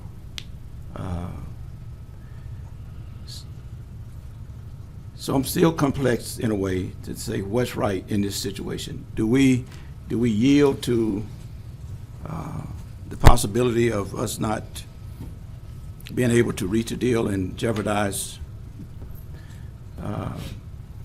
losing those services that are rendered, or do we do what I considering what is right and not allow this council to be put into a situation where we can't administer our judicial responsibility as a council to say we need more information? Do we have all the information we need to make a decision of this magnitude? You spoke with someone yourself, Mr. Chairman, and you're still concerned as well. Is that correct? Well, let me tell you about my day job. It's where I'm the last one to let you down. And so I have to think about these things. I think about those trucks that travel up and down the interstate going to DeSoto Parish, wearing out our roads. I think about the lifespan of the landfill out there. And we used to sell some type of gas, but we don't even get to do that anymore. But I think about the people in the city. When I sat with Councilman Bowman on the committee, when they told us they were going to have to double our cost, and he helped work out and passionately told them at the table. I was sitting there with him and heard him say that we cannot double the cost on the citizens for recycling. And people want to recycle. Not everybody does it, but there are some folks that are passionate about it. So I have to think about that.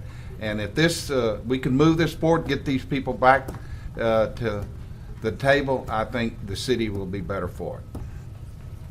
Anyone else have, Mr. Nichols? I didn't get your final yay or I'm nay. supporting the contract, moving forward with it. Mr. Chairman, the motion on the floor is a motion to postpone. If that motion passes, I'll reserve my further questions for staff in the intervening 2 weeks between now and our next meeting. If that motion fails and a motion to adopt is made, I will do my best, taking as much time as I need to understand this afternoon what this contract is about and whether it benefits the city. So I call for the vote on the motion to postpone.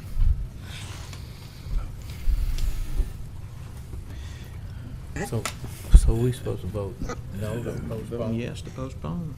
You voting yes? I thought that's what you told me you were doing. Vote yes to postpone? But he Yeah. voted no to not postpone. No, I said to my colleague I would vote to postpone. Getting old, John, I'm sorry. Okay, we have 4 yeses and 3 noes, so it moves to postpone. Thank you, Mr. Chairman. Okay.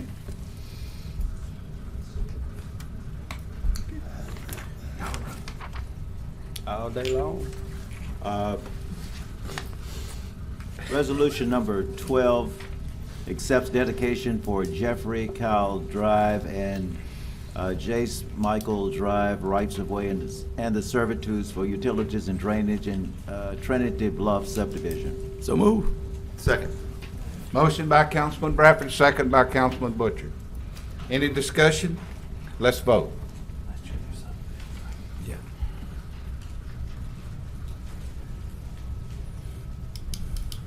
Motion passes 7-0. Resolution 13 accepts dedication for Garrett Farms Row, Cane Break Lane, and Cane Break Circle rights-of-way, and the servitudes for utilities and drainage in the Grove at Garrett Farm Phase 2. So moved. Second. Motion by Councilman Butcher, second by Councilman Bradford. Any discussion? Let's vote.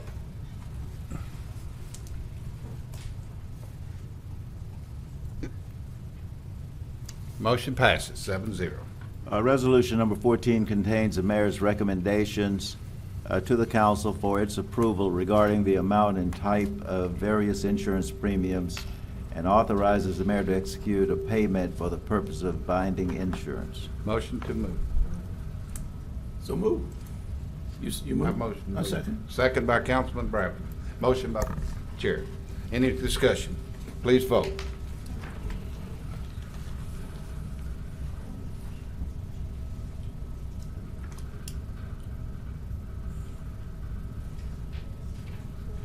Is it Ms. Fuller that we waiting on? It slid up, but I don't know. That motion passes 7-0. Resolution number 15 authorizes the mayor to dedicate the 1600 block of Garden Street in honor of Reverend John B. Simmons. So moved, Mr. Chairman. Second. Motion by Councilman Bradford, second by the Chair. Any discussion? Mr. Chairman, I will say that for those who did not know or was around at that time, Pastor Simmons was an icon in the faith community of Shreveport. He, along with 5 other African-American ministers back in 1958, after the Montgomery bus boycott, led a boycott of the Shreveport transit system. At that time, it was trolleys. But even more importantly, his involvement in the civil rights movement led that his church got bombed. The only church in Shreveport that got bombed back in the early 60s. So anyway, the church is going to recognize him at their church anniversary in March. And I wanted to offer that we would dedicate that block of the church in his honor at that time. So I appreciate the support of the council people. Okay. Let's vote.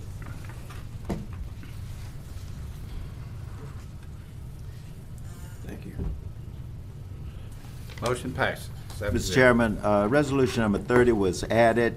It can be taken up at this time. It's a resolution declaring a public emergency in connection with an emergency repair of a gravity sewer main near Mayfair and Crestmore, and to otherwise provide with All respect right, so to moved, Mr. Chairman. Second.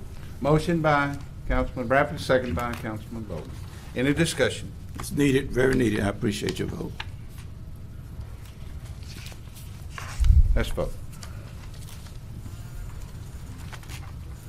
And that number 30 has passed 7-0. Mr. Chairman, we're now in the introduction of resolutions.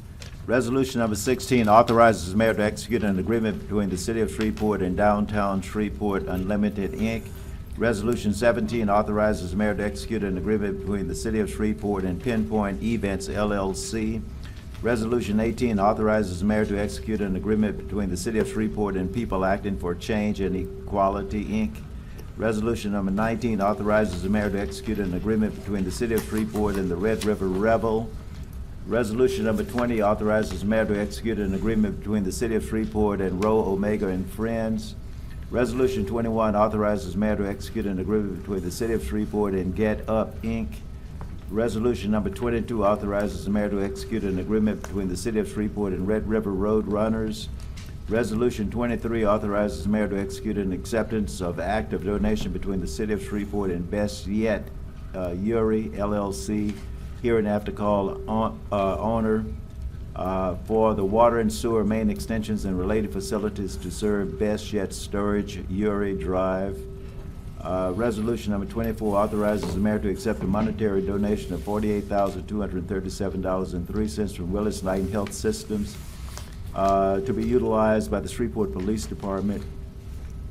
Resolution 25 authorizes the employment of legal counsel to represent the Municipal Fire and Police Civil Service Board. Resolution 26 authorizes the mayor to execute a grant documents with the United States Department of Justice. Resolution 27 authorizes the execution of a retainer agreement with the Karna Group, LLC, Hammond, Seals, Atkins, and Geis, LLP, Johnson & Johnson, PC, and Washington and Wells Law Firm, and otherwise provides with respect thereto. Resolution 28 authorizes the mayor's signature on a consent to assignment and to otherwise provide with respect thereto.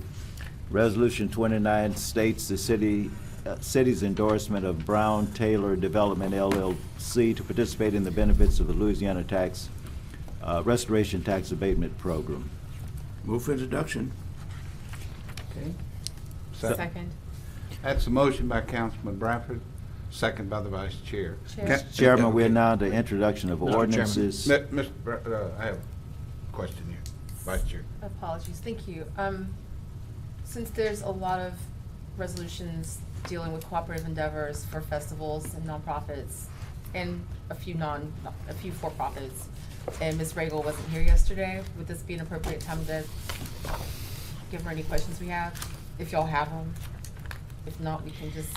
Can I ask a question? Can I ask? Councilman Bradford, on number 20, last year I described you on the council as being very fluid. This year I've chosen the word of you being very ubiquitous. What is that group there? Are you familiar with them? Yes, sir. That's the Good Time Road Festival that is held annually by the. Okay. But, All right. but Ms. Regal, if you will, just a second. It has grown from the middle of Milam Street back in the 80s to a very 3-day weekend. Oh, okay. Yeah. Celebration of Juneteenth. Oh, Yeah. okay. Yeah. Are you familiar with Juneteenth? You referenced a while back that that resources was not what they were 5 years ago, and that adjustments was being made throughout to make in all aspects of our small contributions in helping the various groups, nonprofit. How did you explain that again? To the group that you and I. Well, I mean, overall, you said that everybody will receive some adjustments. Is for everybody to receive fair and equal treatment. When you look at your fact sheets that we have submitted, you'll see that Some people get more in value because their festivals are longer. But what we have done is put together the things that the city can afford to do in the position that we're in now. Event services, which is the division of SPAR that facilitates events and activities, went from 33 employees to 18 today. Only 15 of those are filled right now. They're responsible for everything that happens not only at Festival Plaza, but also at Independence Stadium. So you can see just from that our resources are just not what they used to be. I did prepare a sheet that I'll pass out that gives you everything that the city has to offer that doesn't, and I don't want you to think it doesn't cost us anything, because everything costs us. I put the replacement value of equipment on here because as it's used, it has to be replaced, and we have not, if you ask me, done a very good job of systematically replacing tables and chairs just because our budget doesn't allow us to. But it would show you what is available to user groups. I know that we have had, not only festivals, parades, events, who've come to us and said, I hear somebody get something. Mm-hmm. And we've said to them, this is the year that we're going to try to level the playing field. We, love all our events and festivals. We could not put those on by ourselves. That's why we partner, but they couldn't put it on without us. These tables, chairs, those kinds of things are valuable. The use of Festival Plaza at no cost to some of these user groups, parks that they do events in. People forget there's utilities that go on down there during that whole time. The city's picking that up. So we are definitely supporting our activities, events, parades in our community. But what we are trying to do with these resolutions is to make sure that we're treating everybody equally. Thank you, and it'll be better, I guess, if you would send us those electronically. Yeah, I certainly can. We can. But it just shows you the things that we have available and the quantities, because we have groups who have been traditionally using tables and chairs at a certain time of the year, and somebody may come ask us, and we just may not have them available because of the Let me ask you limited this, quantities. and I've been meaning to ask you this, but I will ask you now. A lot of these, I guess, the users, I'm gonna use for a better word, those who utilize our facilities, they seek sponsorships. Yes, sir. And they sometimes make good return. Do they put that in the application? Do you understand what they're receiving as far as? We do not know fully what any organization is receiving and any other support than that from which they get from the city. We know that. What they're getting in sponsorship dollars, we're not privy to that. We can ask for that in the future because our contract says we can ask for financial statements. We, on some of our boards of some of these organizations, we have representatives, so we see their budget, so we know what they are. Not every one of them do we serve as a member. Well, I concur with what you're doing, what you have done, what you're doing. The only thing that I would suggest, if someone wants more than what we have the ability to do, then ask that they compensate us for that additional service. Right. Okay? Okay. Thank you. Thank you. Thank Any you. questions? Welcome to the hot seat. Thank you. I get, some of the questions that I get are about the events that we have going on. A lot of them are nonprofits that run festivals, and they're providing quality of life.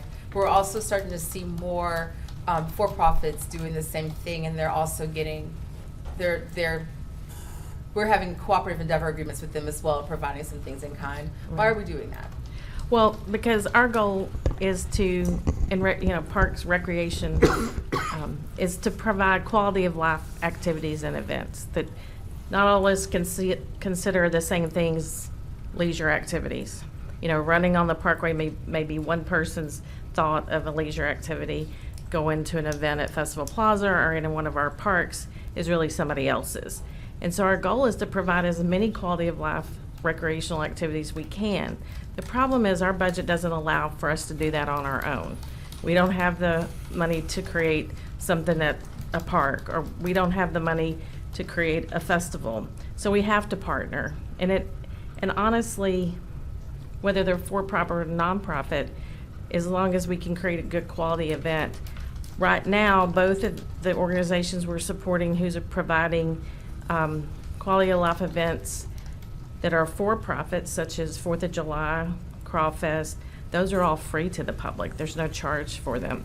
So they're creating a really good event for our community, free of charge, and it's working out. Those two have worked out well for us. We're always looking for people to partner with. We couldn't do the kind of events and activities we're doing at SMG. At the municipal without SMG. Right. There's no way the city of Shreveport could bring in those kind of concerts and activities. So that private-public partnership expands our capacity. Yes, ma'am. What about so I've had people say, well, you put out barricades for Sports Spectrum, and not every race they do is for a nonprofit. Do we do that for anyone that's providing a race? Yes. Okay. And those are more than barricades for control of crowds. Those are actually street barricades for street closures to keep runners safe. And to keep people like me from yelling after them that no one's chasing them. Right, exactly. Proverbs, I think it's 28:1. All right. Let's see, I think I have more. But maybe I don't. Maybe you'll get lucky and I'll forget what I was going to ask you next. I think that the other thing is that some groups, like this is not every cooperative endeavor that we see here. This isn't every festival that happens. So what about those groups? What's going on there? Well, like we have Southern Hills Music in the Park. We did their legislation last year because it was up for renewal, and it's written exactly like this. They're getting these kinds of services, not anything else. Anything that either may have had a contract, the Asiana Festival, their contract is through this year. It is written just like these. So as we renew them, they will all be exactly the same. So not everybody was up, but the majority of our festivals either had a contract. We don't come to council with contracts when there's no free services being given. So they may still have had a contract with the city to use a space, but we don't bring those to the council unless the city is loaning, donating, or giving services. Okay, I'm almost done, I think. You get one question and you end up with more questions. How do I put this? So you've covered the events that we have, the contracts that are up and not up. And then there's some groups that are actually just paying for everything outright without asking for any sort of trade with the city. When we do things like this, we get listed as a sponsor on those events, correct? We ask them to list us as a sponsor at the same type and level in accordance with our contribution. And we're able to do that because we can monetize every piece of this, including the staff time that's going into it. Correct. Like you said before, if the staff isn't coming and helping you put your shares and stuff out or hang signage, they would be doing something else in one of our facilities. They Yes. wouldn't just be sitting Yes, around even event waiting. services, which, that a majority of their job is to facilitate activities and events, but we're not doing that. They're painting at Independence Stadium, they're repairing things, in the theater, they're cleaning the fountain in front of the theater. They have lots of jobs to do, so yes, they would still be busy. Now, how much staff do you have now compared to what you may have had like 5 or 6 years ago or 10 years Because ago? if we were at 33 in event services alone, not including, with special facilities, which is the stadium, we now have 18 approved positions, 16 are funded. Okay. Or filled, they're funded but not filled, 2 of them. Okay, thank you, I'm done. Mr. Eagle. Yes, sir. Hey, good evening. In broad strokes, what will be the rules that apply to all festivals? In other words, what services are we going to provide in a consistent manner? Consistently, and I will send y'all the list of supplies that we have, tables, chairs, barricades, there's a whole list. And I'll tell you how many of those we have, and I'll send that information out to you. So basically, if you're gonna do an event at a park or at a festival plaza, we could provide up to the amount we have, these tables, chairs, this equipment. And here's the value of that, and that's how we determine what we put on that when you get the fact sheet. We will also set up the city-owned equipment for you. In other words, if you're getting barricades from us, tables from us, chairs from us, we'll go out and set those up during our normal working hours, and that's figured into that fact sheet too. The other thing that like I said earlier, the use of Festival Plaza, no rental fee, but you have to remember, we pay the utilities, all the electricity, all the water, the sewage, any of that stuff that we have to do, any minor repairs, maintenance, again, that is on the city to do, so we're providing that as part of your agreement, that are in these agreements. Anything over and beyond that is more than, our scope should be, and more than we can afford at this point in our budget. So tables, chairs, barricades, free rent, free use of Festival Plaza. Yes, sir. That's what we're going to provide to all festivals in a uniform Yes. manner. What about police, fire, and EMS? If a festival wants that, they have to pay for it? Yes, sir. And the majority have always paid for their own police and fire. Y'all know that we still have another Mardi Gras season to go before those contracts are up for renewal, and we'll have to be talking about how we support those in the future. And then the 4th of July has one more year, and they do receive police services. And we're gonna have to decide, is that something that we can continue to provide in the police budget? At one time, in the Rebels contract, they had EMS during the day that they were providing. But again, that's something that costs the city hard dollars. That has been removed for the contract because no one else gets that. Okay. The Revel is, it's been going on for 45 years, and it has been a unique and uniquely successful event for decades in the city. I agree with your attempt to conform what we are giving away to our resources. That's something that we have to do and will have to continue to do. I have had some conversations with representatives of the Revel in which they expressed concern about the fact that they have already adopted their budget for the upcoming year, and this change will adversely impact that budget that has already been approved. Have you been in discussions with representatives of the Revel? Yes, I have, and I have another meeting with them on Friday. And I understand that, but I also understand where we are financially, where we are with personnel. That's And what I'm thinking about, is where we're at. yes, sir. And that's really, this is what this boiled down to. Y'all have seen our budget. We're begging all the time for not only money for y'all to do just basic necessities and needs and maintenance and those things, but we have to go out. You were talking about sponsors. Almost everything we do, we have to go out and ask money for that's over and beyond. If we want to provide us programs, just thinking about therapeutic today, trying to keep that program funded while health insurance for employees and retirement and all of those things continue to rise, we're having to absorb those in our budget. So we have to be sure we're doing our essential services of providing recreational program first before we give it away to groups that have the ability to go out and raise funds in a way that's easier for us. You know, when we beg for money, and I've told y'all in budget hearings, I never thought I would be raising this much money in this job. It's hard because people say, well, where are my tax dollars going? So I think that's really what has driven this, is just our share where we are today. Has your department or has some other entity in the city adopted formally a rule that sets out what we will do and not do for each festival? Is that on the books? I think that's part of these resolutions that Okay. are coming to you for you to adopt those. But I believe that we've talked with the administration, we've talked with our staffs, and not just the staff that runs it. We had a meeting with everybody who works in event services, from the one sitting the chair out, to talk about how they felt about how should we facilitate going forward. And so I think this was a conversation that's been going on a little over a year internally, and then we've had the opportunity with these contracts coming up for renewal to get everybody in line, not only fairly and equally, but also in line with the resources we have. Well, I hate to tell anybody no who's providing a popular service and is asking the city for money, but again, I'm sympathetic with and appreciate your effort to conform our spending to our resources. We had a very nice lady talk this morning about the fact that the city has struggled to provide support for disabled people in a therapeutic program that we've maintained for years, and we've got to make hard choices if we're going to continue to provide Exactly. essential services of that nature. Thank you. All right, thank you. Yeah, one other question.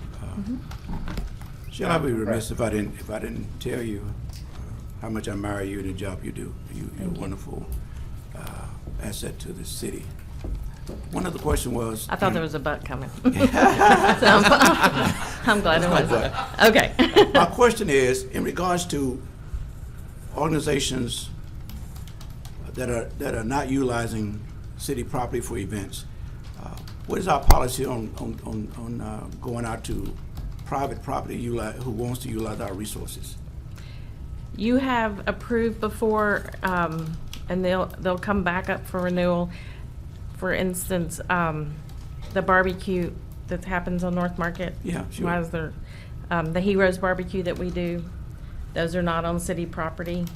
But we've always wanted to help facilitate that, because in the end of the day, they turn around and write a check to the fire and police department. That's right. So it's to help them raise money for the fire and police department. There's, I'm sitting here thinking about if I can think of any others, but that's really. That's the largest one we do. That's the largest one, and normally, I can't think of any others that aren't either in our parks or city right-of-way or in city facilities. So there's a benefit for the city. Other organizations or entities could request the use Yes, of sir. resources, but there has to be some trade-off, I would imagine.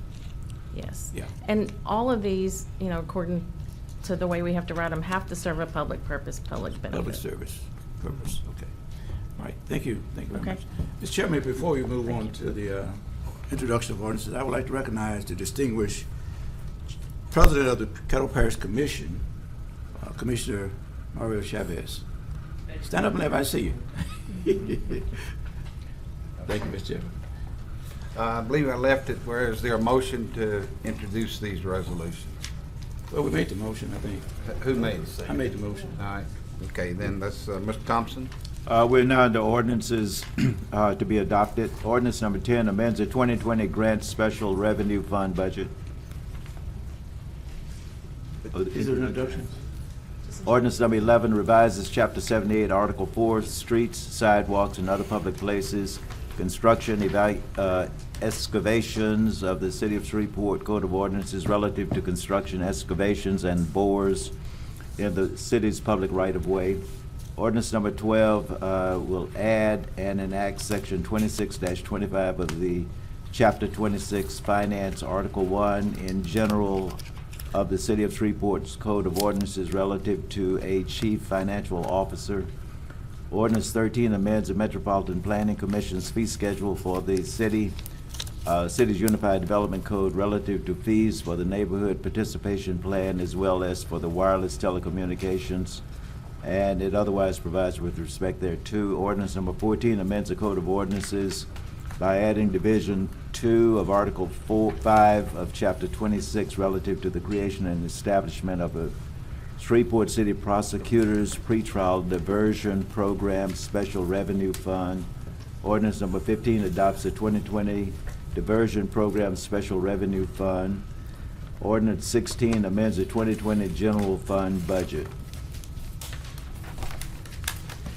Move for introduction, Mr. Chairman. Okay. Mr. Chairman, Yes, Council Butcher. on ordinance number 11, I've had a couple of calls on that, and I was wanting to see if maybe Vice Chair Fuller would be interested in maybe having an infrastructure meeting prior to this vote and maybe discussing this a little bit. We'll see. Thank you. Okay. Ms. Grill, I'm You sorry. need a second on her. Second. Okay, I need a second. Councilman Bowman. The motion was by Mr. Bradford and second by Mr. Bowman. I was wanting to speak. Go ahead, Did you I'm go? sorry. I'm sorry. No, you I was have wanting the to floor. speak with regard to ordinance number 14. Did you guys go ahead and speak? Because I don't want to jump in front of anyone. No, you're Okay. fine. It was brought to my attention that as you all are aware, the city prosecutor's office has a pretrial diversion program that is structured similarly as the pretrial diversion program at district, and it was brought to my attention that the funds from that or the revenue from that diversion program goes into the general fund. And so after doing some research, I've learned that the AG's office has opined that there needs to be a separate fund. That money cannot go directly into the general fund for some various reasons noted in that opinion. I can forward that to the council if you guys would like me to, but I just wanted to let you guys know why I needed to have this on the agenda. Council Butcher, did you get off the board? No, I was asking that question. You're Yeah. taking care of it? Oh, and I'm sorry, if I could just No, make one go more ahead. comment. This essentially is not asking for a budget amendment in the traditional way, and the CAO can probably articulate this far better than I can because I don't do public math or numbers. But essentially, it's taking the money that has already been derived and moving it to a separate fund so it can be handled in a legally sound and proper way. So, Okay. that's my lawyer version of it. I'm going to leave the numbers to you. Well, it sounded a little bit like what my wife tells me. All right. We need to vote, right? We're now on the ordinances on. Mr. Chairman, I have one other.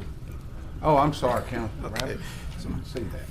My question to the attorney is, in regards to ordinance 12, there have been some, I guess, public input regarding our authority as a council to make this position, create this position. What is your opinion about that?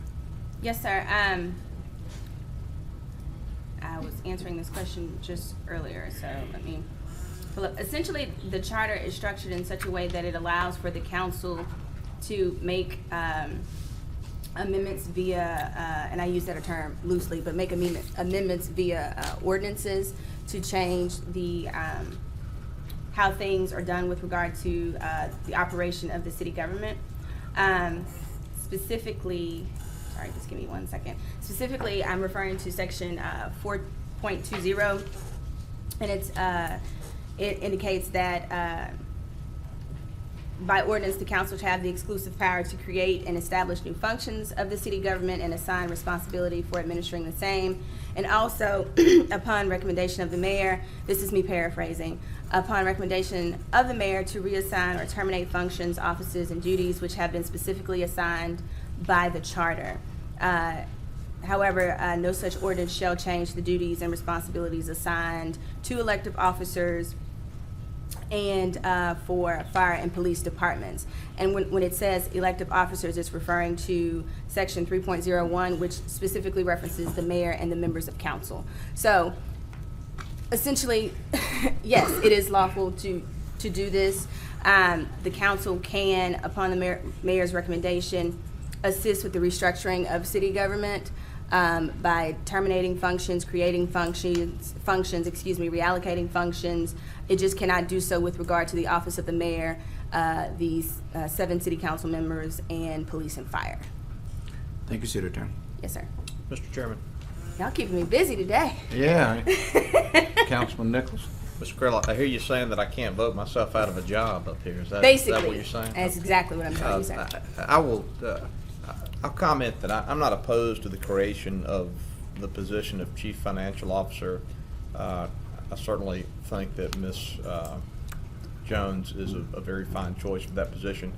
I do know for the council and for the public that in my view the most significant aspect of this legislation is that it changes the chain of command and has the Chief Financial Officer report directly to the mayor rather than to the Chief Administrative Officer.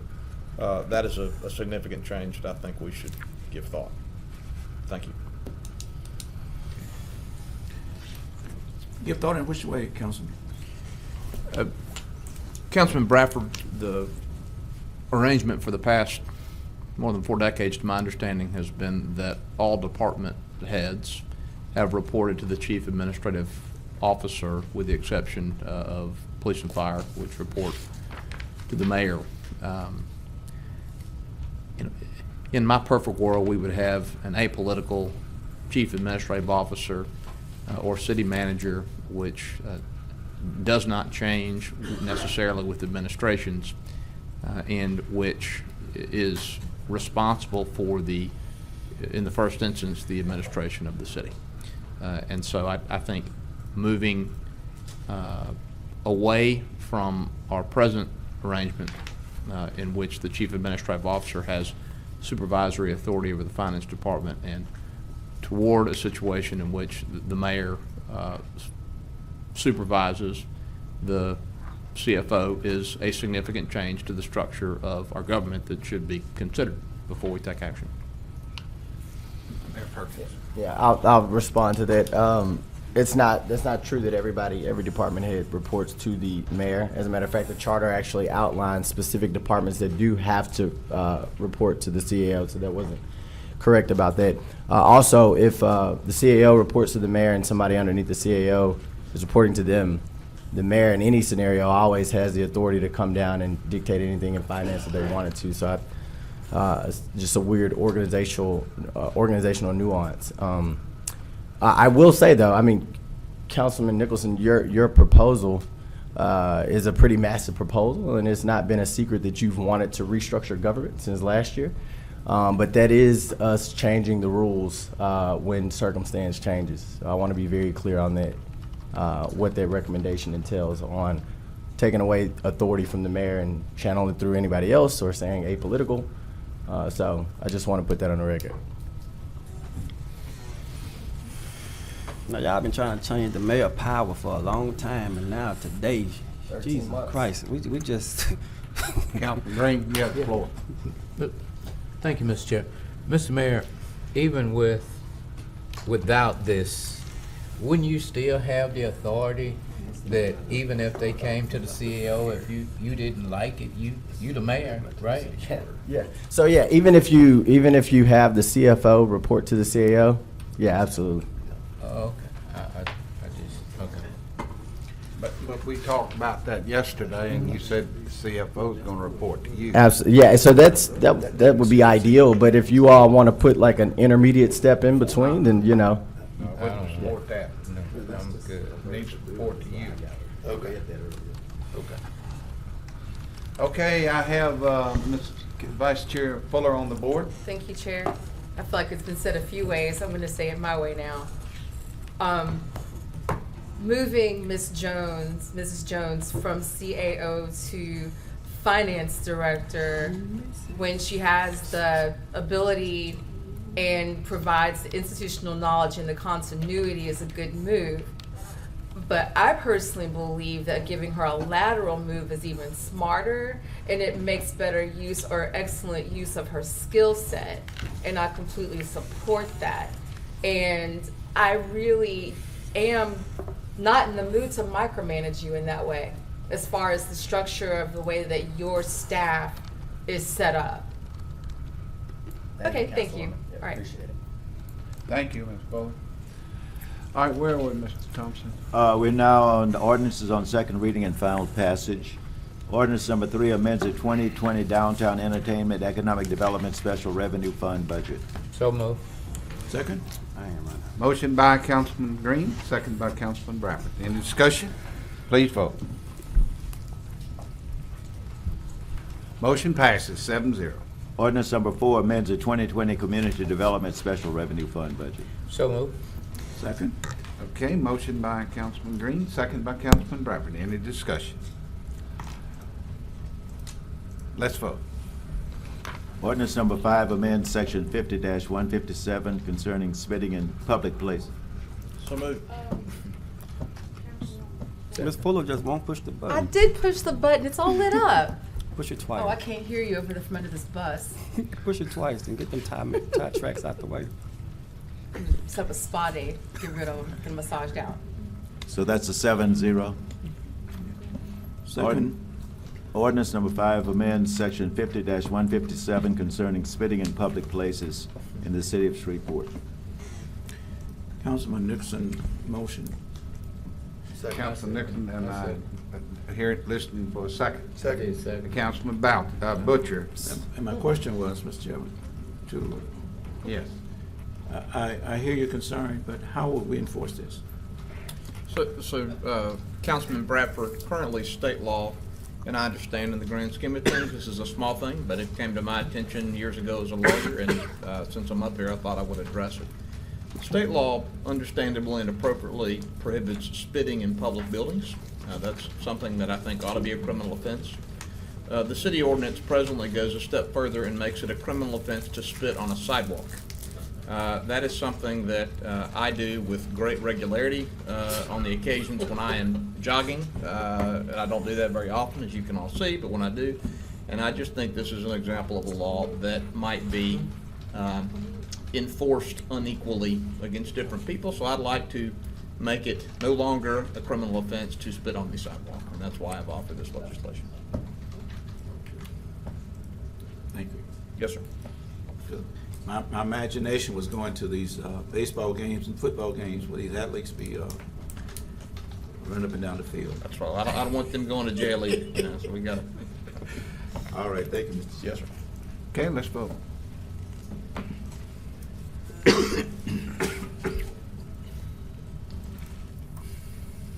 And motion carries 7-0. Ordinance number 6 closes and abandons an additional portion of Sugarleaf Trail in the Lynbrook subdivision, Unit 5 and 5A in Section 35, Township 17 North, Range 14 West. Councilman Green. Mr. Chair, and to my colleagues and also to our guests, I'm not against Lifeway, but my bosses, they ask me, how do you right in a wrong? Back in, as the gentleman said before he left, in 2016, this neighborhood was not afforded the representation nor the voice to stand up and say, we don't want this. And so whoever, whatever, they just did whatever they wanted to. So they are my bosses, and they asked me if I would stand with them. I have nothing against Lifeway. I wish LifeShare. I wish y'all the best. But I got to stand with my bosses. That's what you said, sir. Your boss sent you down. I got to stand with my bosses. They said that they were not treated right in 2016. And so what I'd like to do, I'm going to ask my colleagues to vote no on this, on 6 and 7. And also, but I'd like for LifeShare and that neighborhood to come together. And if that neighborhood comes together with you all and say, okay, we can do this, and I've heard the lawyer said to me in the lobby, said whatever, they could just do whatever they want to right now. But this is going to tell the test as to how compassionate LifeShare is. And so I'm going to ask my colleagues, I support you all in your district. And I'd appreciate it today if you'd support me with this, because my boss has asked me to do this. So I'm going to be asking for a no vote. Thank you, Mr. Chair. Okay. Any other discussions? No, I'd like to Mr. make a move, I'd like to make a motion to, on number 6. Okay. Second by Councilman. What is the motion? The motion is adopted, but he's asking us to vote no. Yeah. Yeah. Okay. All right. Mr. Chairman, I you know. Who again- made the second, Mr. Chairman? Oh, okay. I'm sorry, Councilman Bradford. Mr. Chairman, again, I give all the respect to the council members who district these different items come before us. I think he made a good plea that let's adhere to the wishes of the community, and then he asked that more conversation would go forward with the life share in the community, and I think at that time he's willing to reconsider the wishes of the community. I don't know, and you said that if they did have the ability to close the street, the portion that they, I guess, have the ability to, doing that would not be a neighborly thing to do. Is that what you said? Exactly. Okay. Ms. Fuller? Thank you, Chair. I'm respecting everything you're saying, Councilman Green. I think that we need to get a better understanding of what the aftermath of this is from Mr. Clark, if possible. Is that okay? Well, the aftermath is if I get 4 votes, it's going to fail. Well, right, but I understand that, but the thing is it's the timeline on it. Well, what's going to happen is this. You could have Mr. Clark to come, but we could save a lot of time because my stance is not going to change. So if you just want him to come and talk about it, you can, but I'm not going to. At this particular time, I just need 4 council members up here to vote with me on no. I hear you. Let me ask you one thing, or just mention one thing. In the past, when I've had an issue with something coming up and I remanded it back and we were able to come to a solution and we were able to meet and see eye to eye and be able to work that out, and that gentleman that's coming up next, and we were able to come to something that we were able to pass, and that took us a couple of months. But if we are saying you want to be able to come back to the table and see if there's something y'all can work out, that's something you can do in a couple of months. But if we deny both of these things today, it would be a whole year before they can bring it back. That's the only thing I wanted to mention to you. That was something that worked for me, and I felt really good about being able to do that. And then partially that happened because you helped to get that young man to come back and talk to Mr. Clark and see what we could work out. I understand what you're saying and that what you want, but I'm just asking if that's something that you would consider. No. What I'm saying is that whatever you brought before this council, whether I liked it, whether I disliked it, whatever I thought, I said if that's what you wanted in your district, you got my vote. Okay. All right. All right, let's vote then.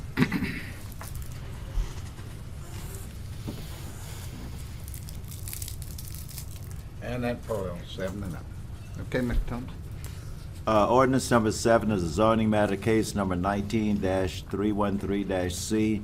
It rezones property located at the northwest corner of Linwood Avenue and Interloop Expressway, extending approximately 134 feet west of Ponderosa Trail and 145 feet north of Sugarleaf Trail from R17 Single Family Residential District and C3 General Commercial District to OR Office Research District. So move with a no vote. Second. That's a motion by Councilman Green and second by Councilman Bradford. Now we'll vote.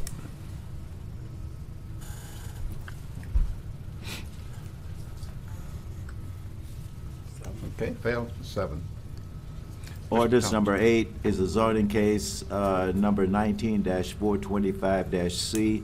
It rezones property located on the northwest side of Pickett Street, approximately 175 feet southeast of Fairfield Avenue, from R-UC Urban Core Residential District to C-UV Urban Village Commercial District. Motion to approve. Second. That's a motion by Councilman. I hope I see the same courtesy, because there'll be a first from some of you. I said second. Okay, not you. Councilwoman Fuller made the motion and Councilman Green seconded the green. Make the record clear. Any discussion? I support the councilwoman as always. My You did thing it is 2 hung weeks up ago over when it's here. exact same Blowed thing was up. up. It done blowed up. He said his thing. What's wrong? I can't vote. So often things are in my district that we have so many opinions about. Councilman Flores, he can't vote, the chair. Let me try. It That's not for kicked you. in. Yeah, yes for this. I believe ever. Has everybody registered to I vote? have no problem doing it for you, 'cause I know where I stand with you. Jerry Bowman Jr. had it? Okay. And that passes 7-0. Congratulations. Ordinance number 9 is a zoning matter,